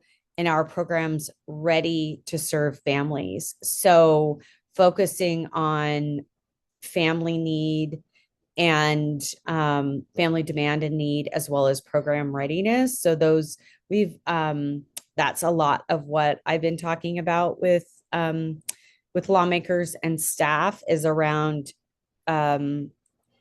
around that. Yes, there is demand and the vital importance and support that home visiting provides to families, particularly in these challenging times.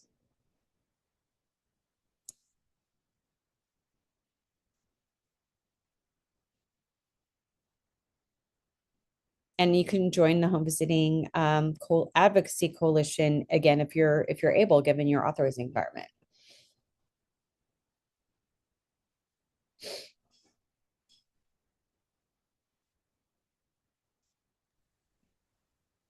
Jill, thank you so much for the link. Erica, thank you. And JP, thank you as well.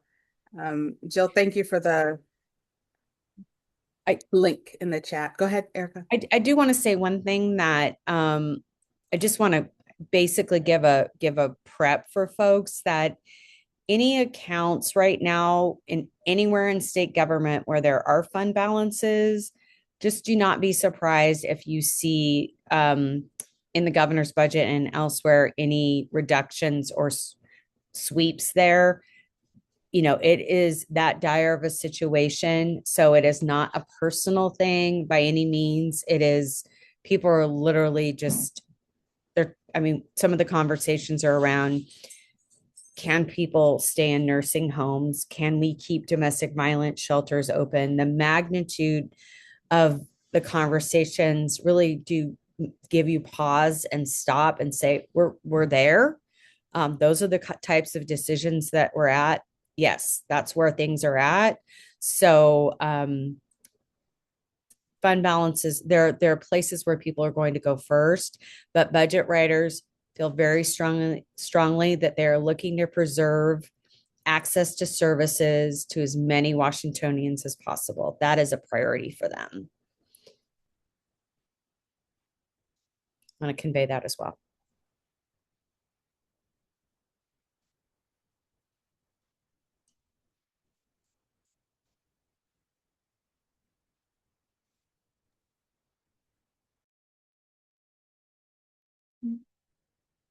Any other questions or thoughts about what JP and Erica have shared?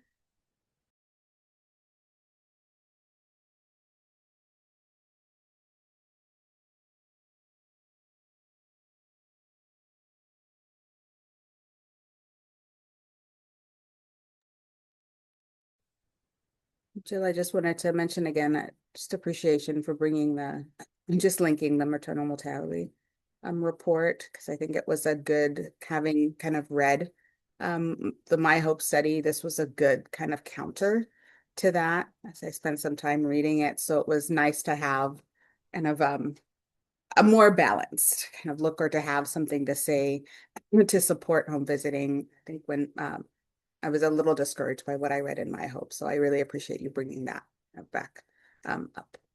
Cassie, please go ahead. Well, thanks. I was just wondering, if in regard to that last bit of information that you shared, Erica, around fund balances, is there a sense of what that could mean for the HVSA? Is there any fund balance that we feel concerned about in this legislative session? I would defer that to DCYF, who would have the most accurate information. So in the HVSA, there is a fund balance, and we have been working as a program to put together the proposal to spend it. There's been some complication with spending authority and how it's carried over. It's not really straightforward, and so I think those complications have been. We have a proposal to get it spent, but is that going to be enough in this environment? We're not sure. So we're just sort of holding on and, crossing our fingers.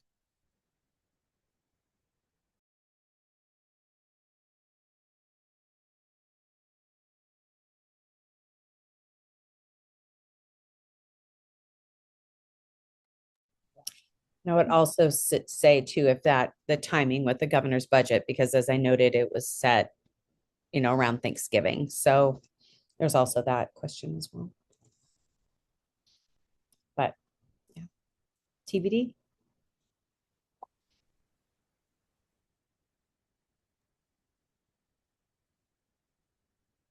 And we're gonna just share a little bit more information about the budget. So I'm wondering, Jessica, if you can go to the program and budget updates section. Let's just keep going. All right. So just wanted to share an update on where we are with McV. So we closed out McV 23 in September. We're in the process of just kind of finalizing kind of where we are with spending. I just wanted to kind of point out that we have, in the time that we've had McV, have never kind of returned funding, and we're hoping that that will happen for this year as well. So we will, once we have that, once we have the final numbers done, we will share kind of where we've landed with that. But just wanted to share that we are kind of now in our spending for McV 24 and 25. With that, I think we have one more slide that I will pass on to Laura. Thanks, Laura.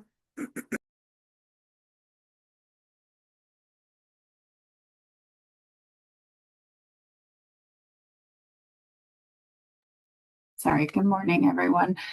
Laura Alpani, Department of Children, Youth, and Families, joined by Monsa.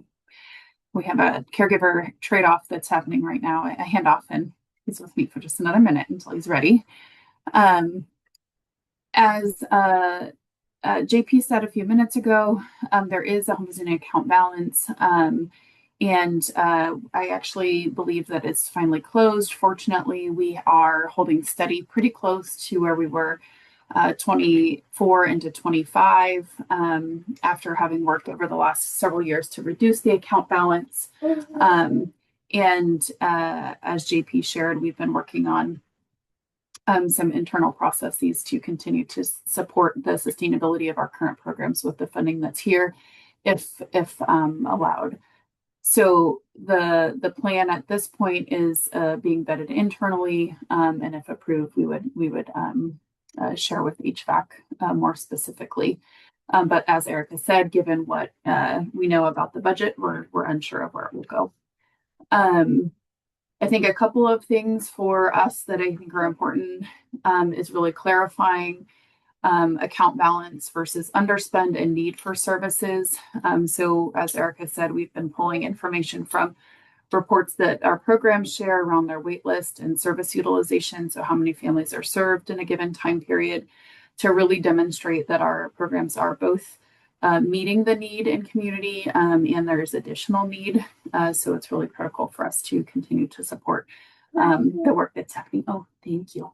Thank you. So those are the pieces that I want to share as well. I think, again, being really hopeful that our overall budget won't be reduced and unsure about what will happen with the balance, but preparing for all possibilities. Our programs continue, to spend on trend, at least for this year, and we hope that continues as well.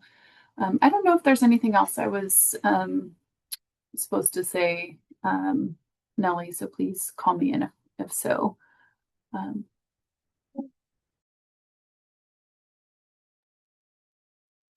Thanks, Laura. Are there any questions about either of the last two slides, or not necessarily questions? Are there any thoughts? Is there something coming up for you as we've spent some time in the legislative piece, and now we've shared a little bit about where our HVSA budget and account balance are? Yeah, and this slide is really limited to the account balance. It doesn't really describe our overall budget. So please just know that the visual here is really just for funding that had not been spent in prior fiscal years, not associated with the budget for this year. So just wanted to clarify that.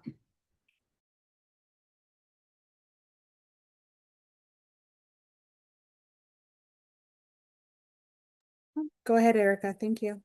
Laura, do you have a need this year for additional spending authority? No, we didn't. We thought we did not have it when the budget got reduced, Erica.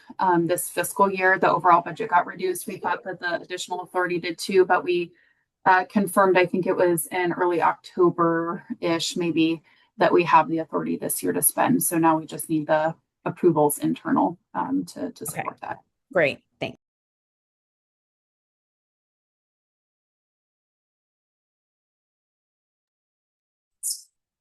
This graph right, Laura? So for the FY25, that 2.0, is that what's at risk of potentially being taken? Yeah, I mean, I think anything is at risk from being taken. But yes, that is one of the pieces. Okay. Yeah. Thank you.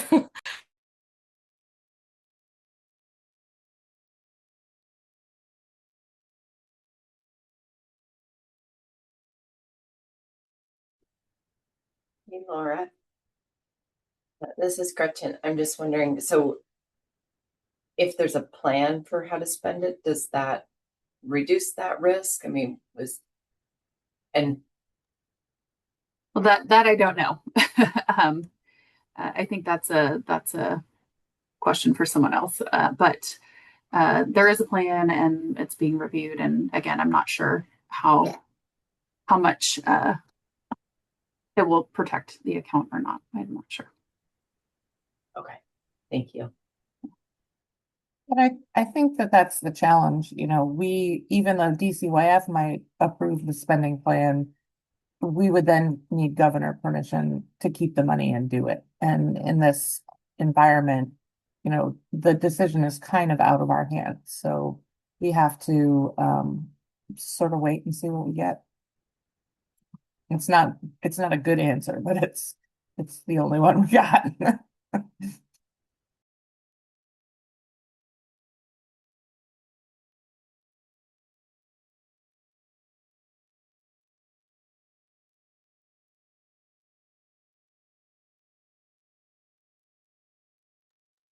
I don't know if there's another slide. I think, Nellie, correct me if I'm wrong. I think we may be at the point in the agenda of kind of general, discussion. All of what you've heard from the data earlier to what Erica and JP shared to what I shared, what Malia shared around McVie changes.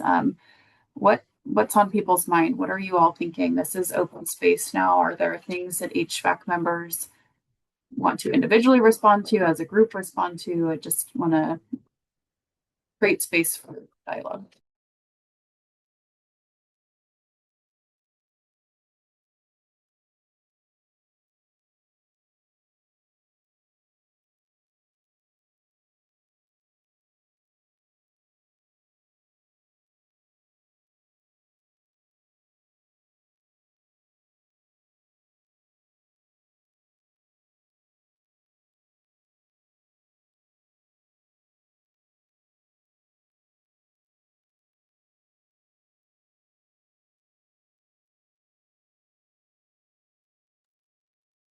I see that there's a phone number that joined us. I believe our Assistant Secretary Vicky Ibarra was going to join for part of the meeting if she was able, and that may be who joined by the phone number. I'm not 100% sure if they're able to come off mute and introduce themselves as well. But just wanted to acknowledge that I saw we had someone else join via phone.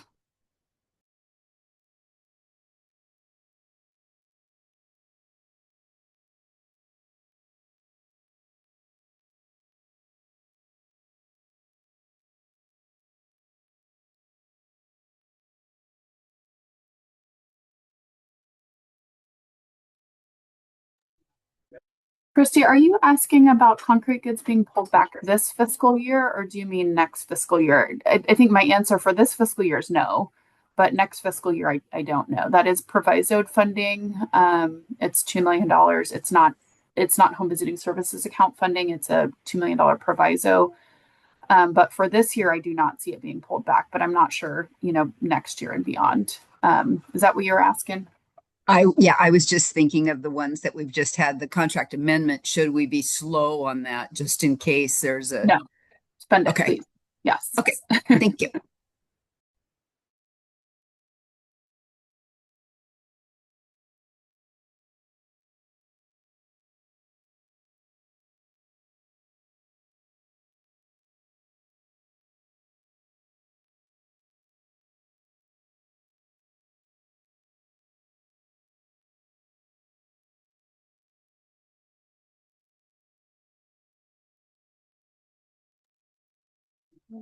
We have been kind of functioning ahead of schedule all meeting long, which has been unusual for us, but a good thing because it's giving us some time to just kind of sit and digest. We, as we kind of think about where things are legislatively within Washington State, we're also kind of thinking kind of what's happening at the federal level. And so we have somebody who's going to join us and share a little bit about reauthorization for McVie because that is coming up here in the next in 2027. So we have the executive director for the Association of State and Tribal Home Visiting Initiatives, ASHVI as we like to call it, and she will join us, but she is unable to join us until noon. So we have kind of another kind of chunk of time here for us to kind of take a break, focus on some other things that you've been trying to kind of get to today, and regroup a little bit before noon, unless there is kind of anything else that people want to dive into from what we've covered today. We can plan to rejoin at 11:57 around there, and Kat should be on by then. And Melody, I am going off script a little bit here, but I would encourage people if you're sitting with anything that has been shared this morning and you want to put it in chat or do a direct message to anyone, please do that because we don't want to inhibit conversation or people's, jumping in and sharing reflections, but it is a lot of information to process and you may be still sitting with it. So if you want to drop anything in chat, we can come back to it after we rejoin as well.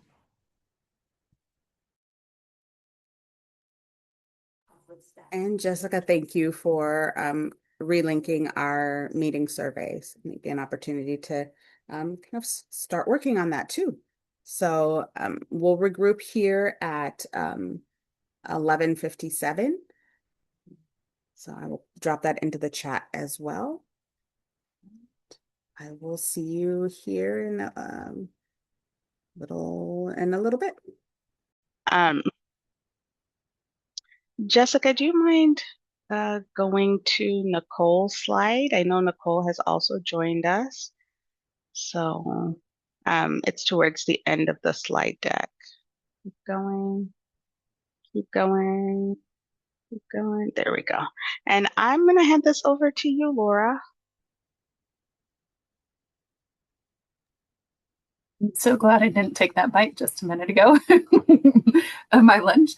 Hi, everyone. Again, I am glad to share that Nicole Parker joined us on the 1st of December. So it's been here a couple of weeks now in the Home Visiting Manager of Practice and Implementation. So the same role that Renee is currently in. We were able to get a double fill for a month in order to support onboarding and training for Nicole in this role.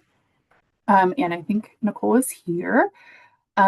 Nicole has a long career in early learning and has been around the field for quite a while. She may be familiar to some of you, and she lives in Spokane and is a mom of 3. And anyways, you can read her bio, but she's fantastic to work with and has lots of experience working in the state context and in early learning in our area, and we're grateful to have her on board. And Nicole, I think you're on now, so I would invite you to just come up and say hello. I know we did have a few folks hop off during that last break. So we had a few more members that were here earlier, so you're not getting to meet quite everyone, but you'll meet folks along the way as well. So Nicole, if you're able to come off mute and say hello. Hi, everyone. Great to meet you all. This is my first meeting, obviously, and just a couple of weeks into my new position, and I'm super excited to be here. So thank you so much for having me today, and I'll look forward to getting to know you all better.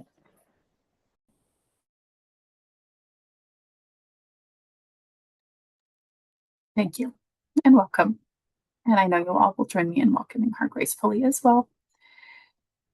Awesome. I'll hand it back to you, Nellie.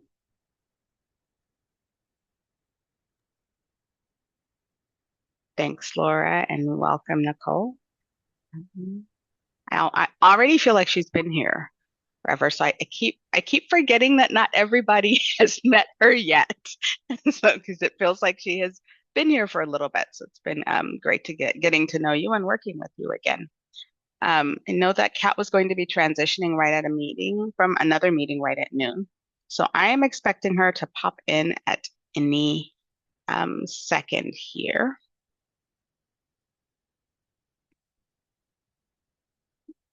So until then, does anybody have anything that they're kind of looking forward to as we wrap up 2025? Any end of year like rituals or end of year things that you're planning to do that you wouldn't mind sharing?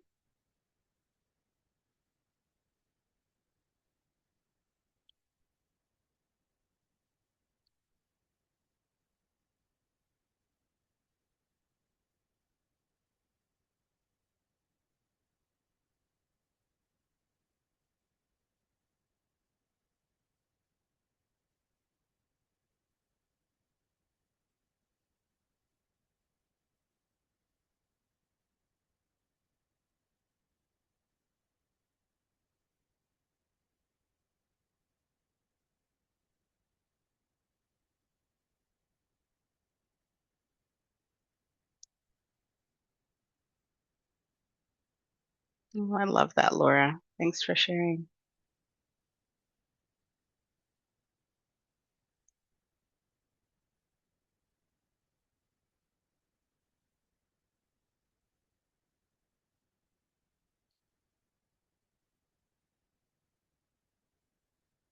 Anybody else?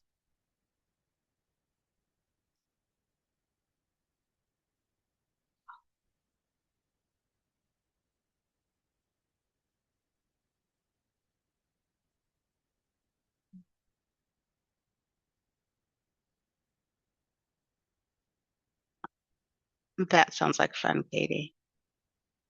I am not a baker. I like to cook, but I'm not a baker. Keep thinking one of these days that will emerge from somewhere. Not quite sure where, but um, always appreciate those who can. I mean, making cookies is not the same as like making sourdough bread.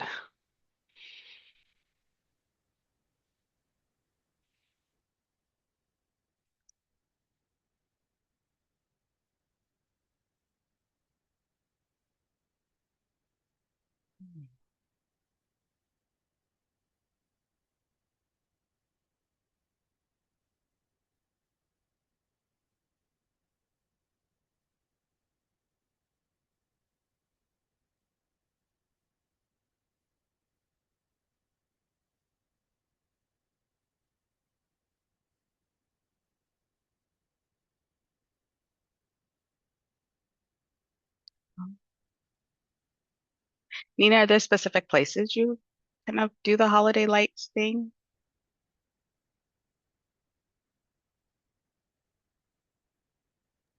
There goes that off mute Teams versus Zoom challenge.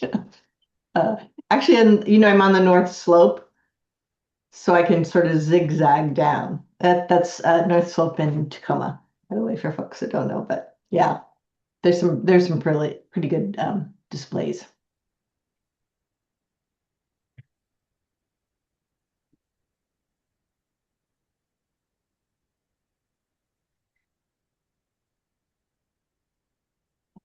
Yeah,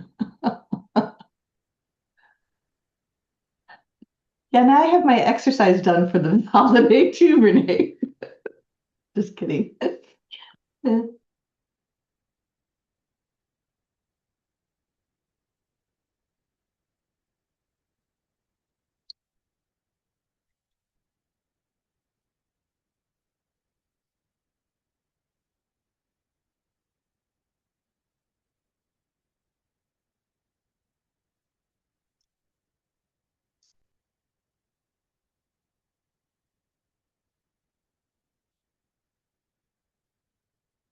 I just sent Kat an email here, hoping she's still able to join us and hoping all is well.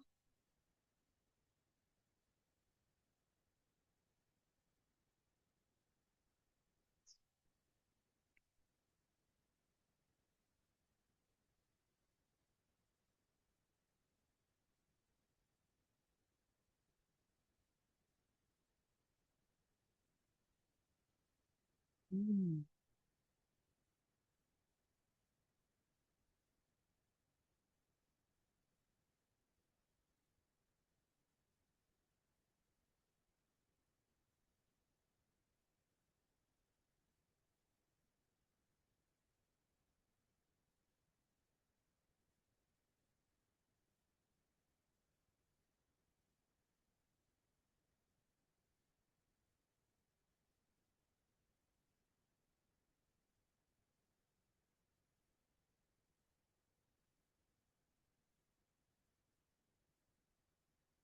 Okay. She responded back and said she's coming. She's just trying to transition from, I think they're having a board meeting right now. So she is on her way.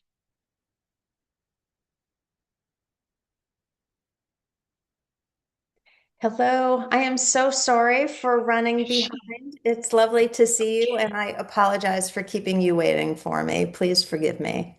It's okay, Kat. We are just so excited that you are able to kind of fit us in. So I will let you go ahead and do kind of your introduction, and I'll let you take over from here. We are so excited that you're here. It's so good to see you. Well, it is lovely to be here and to be seen, and thank you for the invitation to join you. So my name is Katrina McDonald, and I work in Washington, D.C. as the executive director of the association that represents state and tribal administrators of home visiting. And in addition to seeing lots of beautiful Washington faces, it is such a joy to me to see Katie Hess, who is a former board member of our association. And I just came from the board meeting, which is why I was scrambling to get off that Zoom and onto this one. But Katie, it is wonderful to see you, and I hope that you and yours are well. You too. I was excited when I saw you on the schedule. So my role here in Washington is to help support the folks who are overseeing home visiting programs across the states and tribes. And that includes gathering information from across states and helping to communicate it to policymakers in Washington, and collecting information from policymakers in Washington and trying to share it out with folks across the country. So I'm really glue and sort of the communications connector. I don't have any independent source of expertise in home visiting. It's all what I scoop up from the real experts who are families and home visitors and state and tribal administrators. But I do have a policy background, including having worked for 6 years on Capitol Hill, including for a Senate committee chairman and 2 members of the House of Representatives, including a House committee chairman. So I'm going to do very high level sort of overview on planning for the year ahead in home visiting, because calendar year 2026 is the 15th year of McVie funded home visits for children and families. It's an exciting anniversary to be able to celebrate. And that leads us into calendar year 2027, when the federal statute that authorizes McVie home visiting and provides funding for McVie home visiting will come to a close. So obviously there's a fair amount of work to be done to prepare for that reauthorization process. And state administrators, tribal administrators, and many nonprofit organizations have limits on what we are allowed to do and talk about in conjunction with legislation, obviously, but there's a role for everyone to play. And so I'm going to just talk through a few things that are top of mind for us as we head into the new year. And really, my hope is to save, a good 15 minutes, if possible, for a conversation and question and answers. So if I could ask whoever has the slides for us, thank you for advancing. So funding for McVie home visiting started going out to states in federal fiscal year 2011. And each time that McVie has been reauthorized or refreshed and updated and extended, it has been for 5 years. We did in the middle get one-year extension when Congress wasn't able to get that work done and they needed to buy themselves a little bit of time. But we have gone through, at this point, two really substantial reauthorization processes that re-upped the McVie home visiting program. And I would like to say, as an aside, especially when we're talking about legislation, our focus is on McVie home visiting.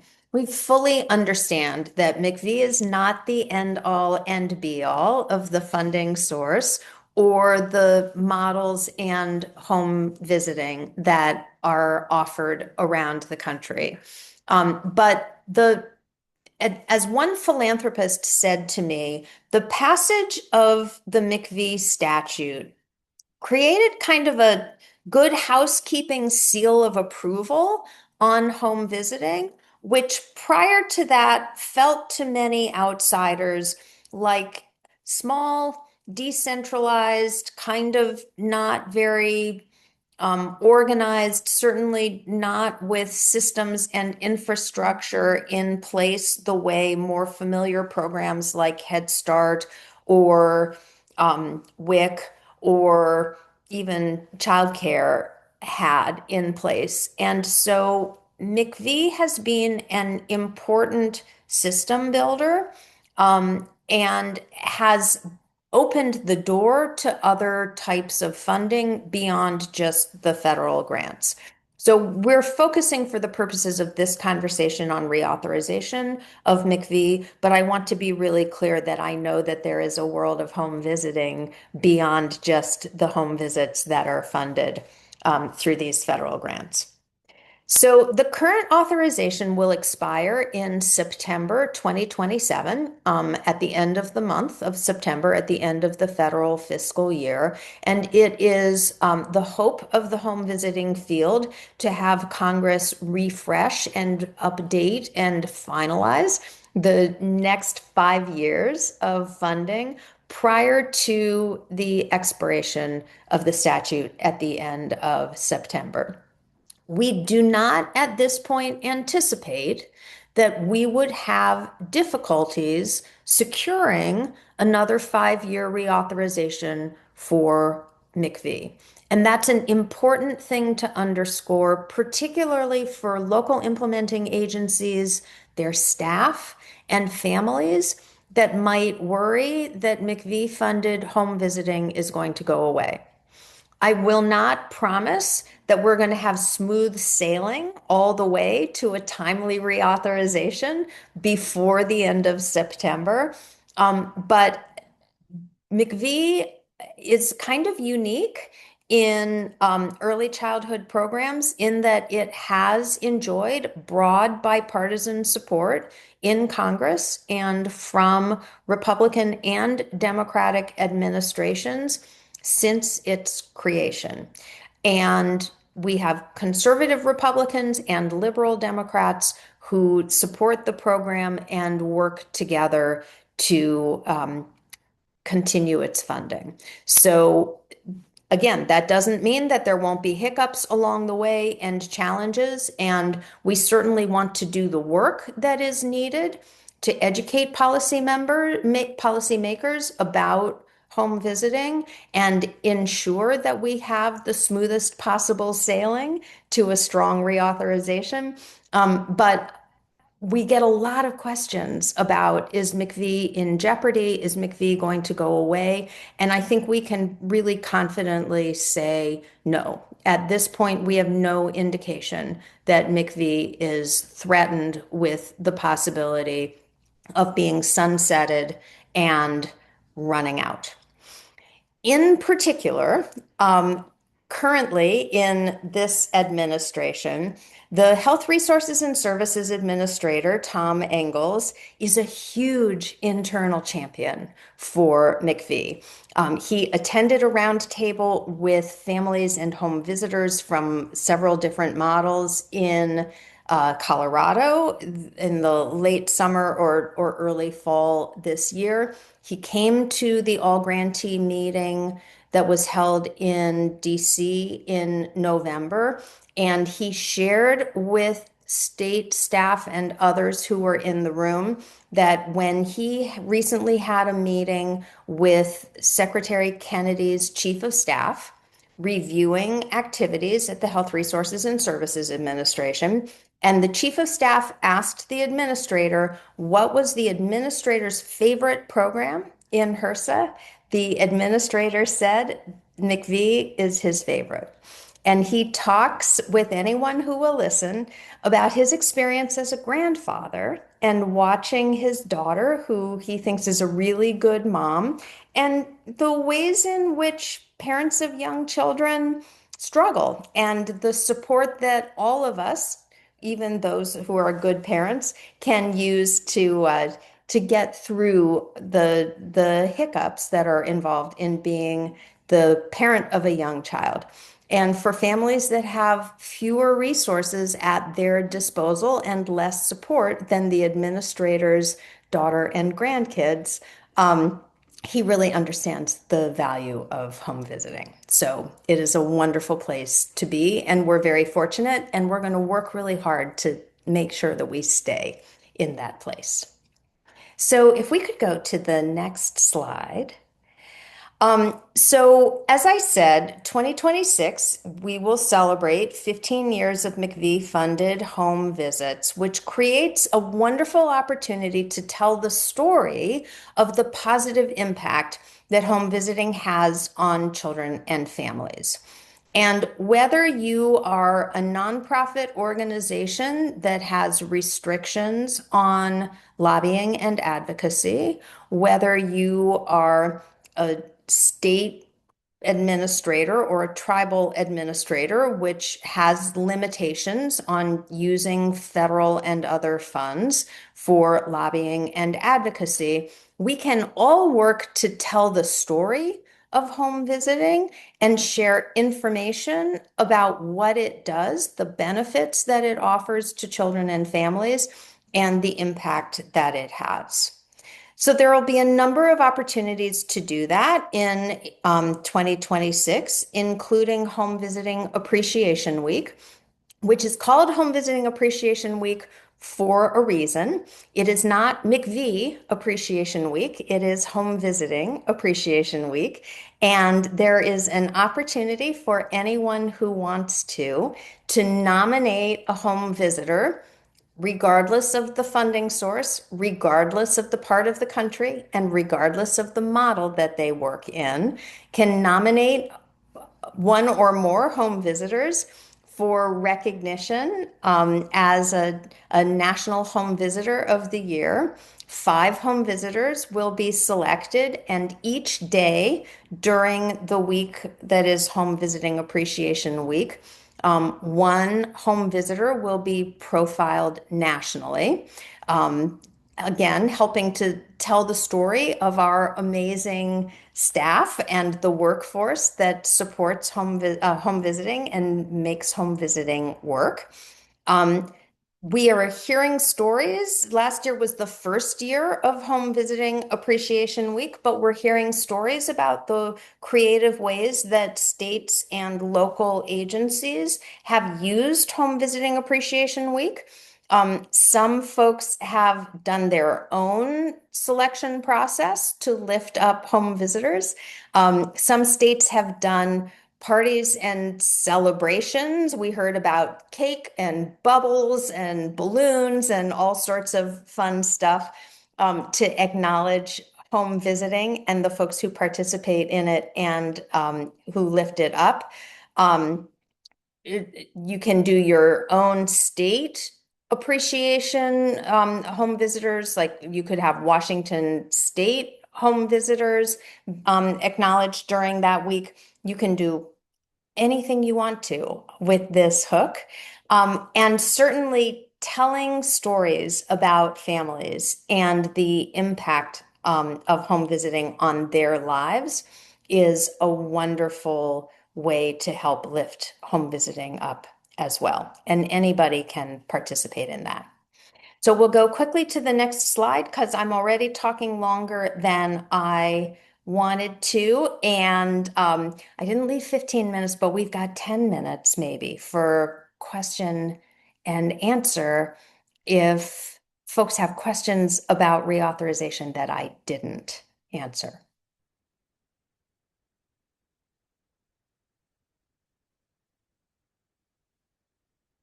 And we could actually make the slide go away, and that way I'll be able to see more of the folks in the room. Thank you. This is Laura. Nice Hi, to Laura. see you. Is the National Coalition working and meeting right now too? Or is there a need for support connection to that, a broader group in DC that's working on this with HV? So there is a National Home Visiting Coalition with a steering committee that includes representatives of several national models, representatives of several national nonprofit organizations, including Start Early, and ASHVI participates on that as well.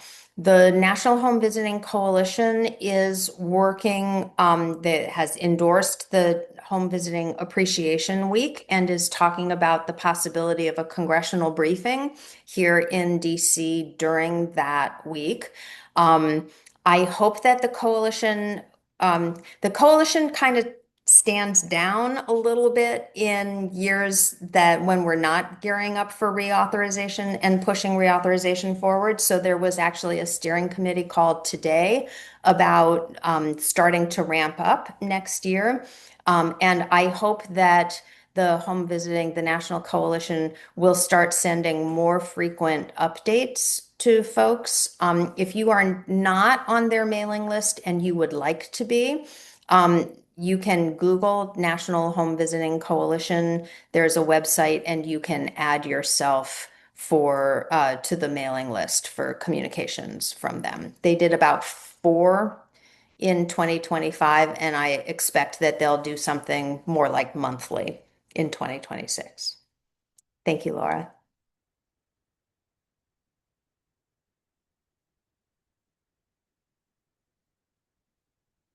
Other questions?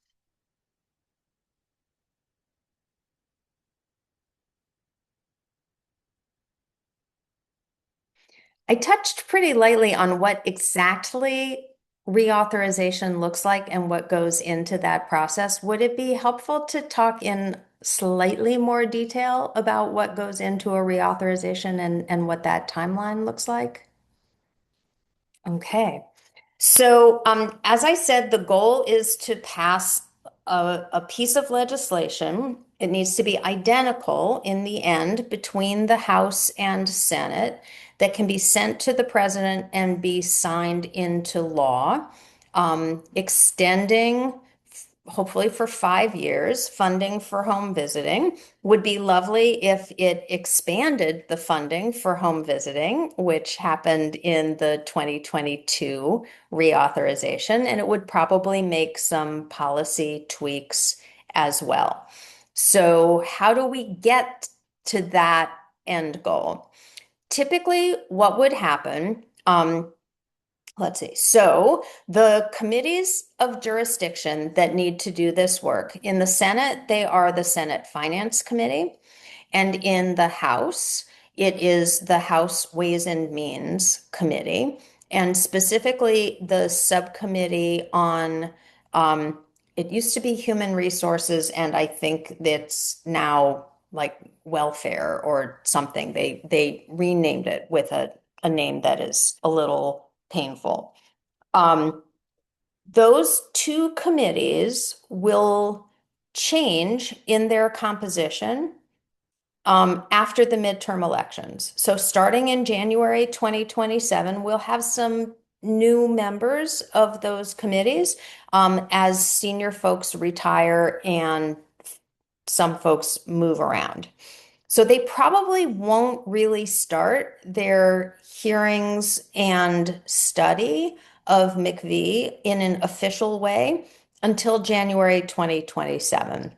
But there will be conversations and meetings that have actually already started with congressional staff who will be interested in input about how McV is working, how it interacts with other federal funding streams, including TANF and Medicaid and Family First Preventive Services Act, and Chafee funds, which they're getting ready to reauthorize next year. And they're interested in how home visiting serves pregnant and parenting foster youth, for example. So there are conversations that are happening kind of behind the scenes already, but the formal process will probably start in earnest in January 2027 when we know what the composition, the membership of the committees are. There will probably be some staff briefings where the committee staff invite, and usually this goes through the Home Visiting Coalition, but it could go through the models or ASHVE or other national nonprofits. But stakeholders, like all of us, are invited to come to a private conversation with the staff who represent members of the committee and give basic information about how McV works. Because a lot of the staff are new and they were not here the last time we did reauthorization in 2022. Then there will probably be official hearings, typically not more than one in the House and the Senate. They don't typically have time to do more than one. At a hearing, there would be official witnesses invited to come and testify, and members would ask questions. The witnesses typically include a representative of the administration, a researcher, a home visitor and or parent, and then sometimes an outside expert, often from a nonprofit organization. Following the hearing, the committee staff would work on behalf of the committee chairman and ranking member to draft their version of the legislation. And the legislation, when it starts out, will probably be different in the House and in the Senate because there are different members and it reflects different priorities. We very much hope that the draft legislation that is prepared and introduced will be bipartisan. In the last reauthorization, it was a bipartisan draft in both the House and the Senate. In the prior reauthorization, it was a partisan draft that was written by the majority. The minority did not have input, and that led to some other challenges. The committee typically holds what they call a markup. It's an opportunity to discuss the draft legislation, and members of the committee can propose and vote on amendments. And then the legislation needs to move forward for a vote on the House floor and on the Senate floor. And once there's legislation that's being approved in the House and the Senate, then the House and the Senate can negotiate with each other to come up with one version, a final version, that can be sent to the president for signature. Large pieces of legislation move by themselves. Small pieces of legislation, like McVie, are typically attached to a much larger, more complicated bill and do not typically come to the House and Senate floor for a vote as a standalone piece of legislation. And they typically have to be attached to another piece of legislation in order to get final passage and all the way to the president's desk. And we hope all of that can happen before September 2027, which is a bit of a push considering it's hard to get this all started in earnest before January. Thank you, Laura.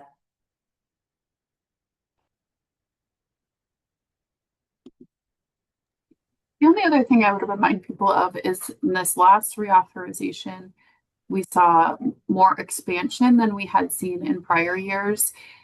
However, some of that expansion was incumbent on states also contributing a match, which was part of the legislative policy that administrators weighed in on last time. So federal fiscal year 24, 25, 26 are the first years in the however many year history, 13, 14, 15, whatever it is, whichever year that is, that states have contributed a match. We've had a maintenance of effort for quite a while. But I wanted to note that those are the kinds of policy changes that are contemplated and can be implemented in a reauthorization time. So there is expansion. We are receiving this year for the first time an increased grant from the last couple of years, and will continue to. And part of it is incumbent on us providing and producing a match for that. Thank you, Laura. Other questions or helpful information that I omitted to share?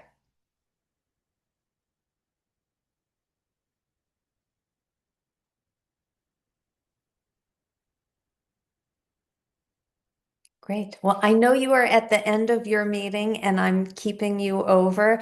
Thank you. And I apologize again for being slow getting here, but it's lovely to see you. And as we go along, certainly Laura and Martha and Nellie know how to find me. And if there's additional assistance that we can provide, let us know. Thank you so much, Kat, for joining us. We so appreciate that. Absolutely. Happy holidays, everyone, and Happy New Year. Happy holidays to you and Happy New Year. Thank you. Thank you all for hanging in there. This was a ton of information, and thanks for your flexibility and understanding as we kind of did some chunks of breaks to make sure that everybody was able to present when they were able to present. Please do not forget to fill in the survey. I'll put the link at the end. Hoping to have just kind of all the materials to you, hopefully in the next, not in the next week, hopefully to get just some things posted so you have access to it. I know there's people have been asking about the slides. We'll see if we can get that posted on our HVAC website, and then additional information may follow next week. So again, thank you all so much for taking the time today. And it was a ton of information. And as you're sitting with it and as things may come up for you, please do not hesitate to reach out. And looking forward to seeing you. It sounds so weird to say that, in 2026. So our next meeting is scheduled for February 2026. So I hope that you have an amazing end to 2025 and an even more amazing beginning to 2026. And if there isn't anything else, we will close our meeting. So I'll pause here just to see if there's any last minute thoughts or anything. I don't know if there's anything you wanted to say, Gretchen. I feel like I just kind of stepped in and closed, and I think you were supposed to be closing. So No, I apologize for that. perfect. No, just wishing everyone a wonderful holiday. And yeah, thank you. Thank you, Nellie, and everybody. Thank you all so much. Bye-bye.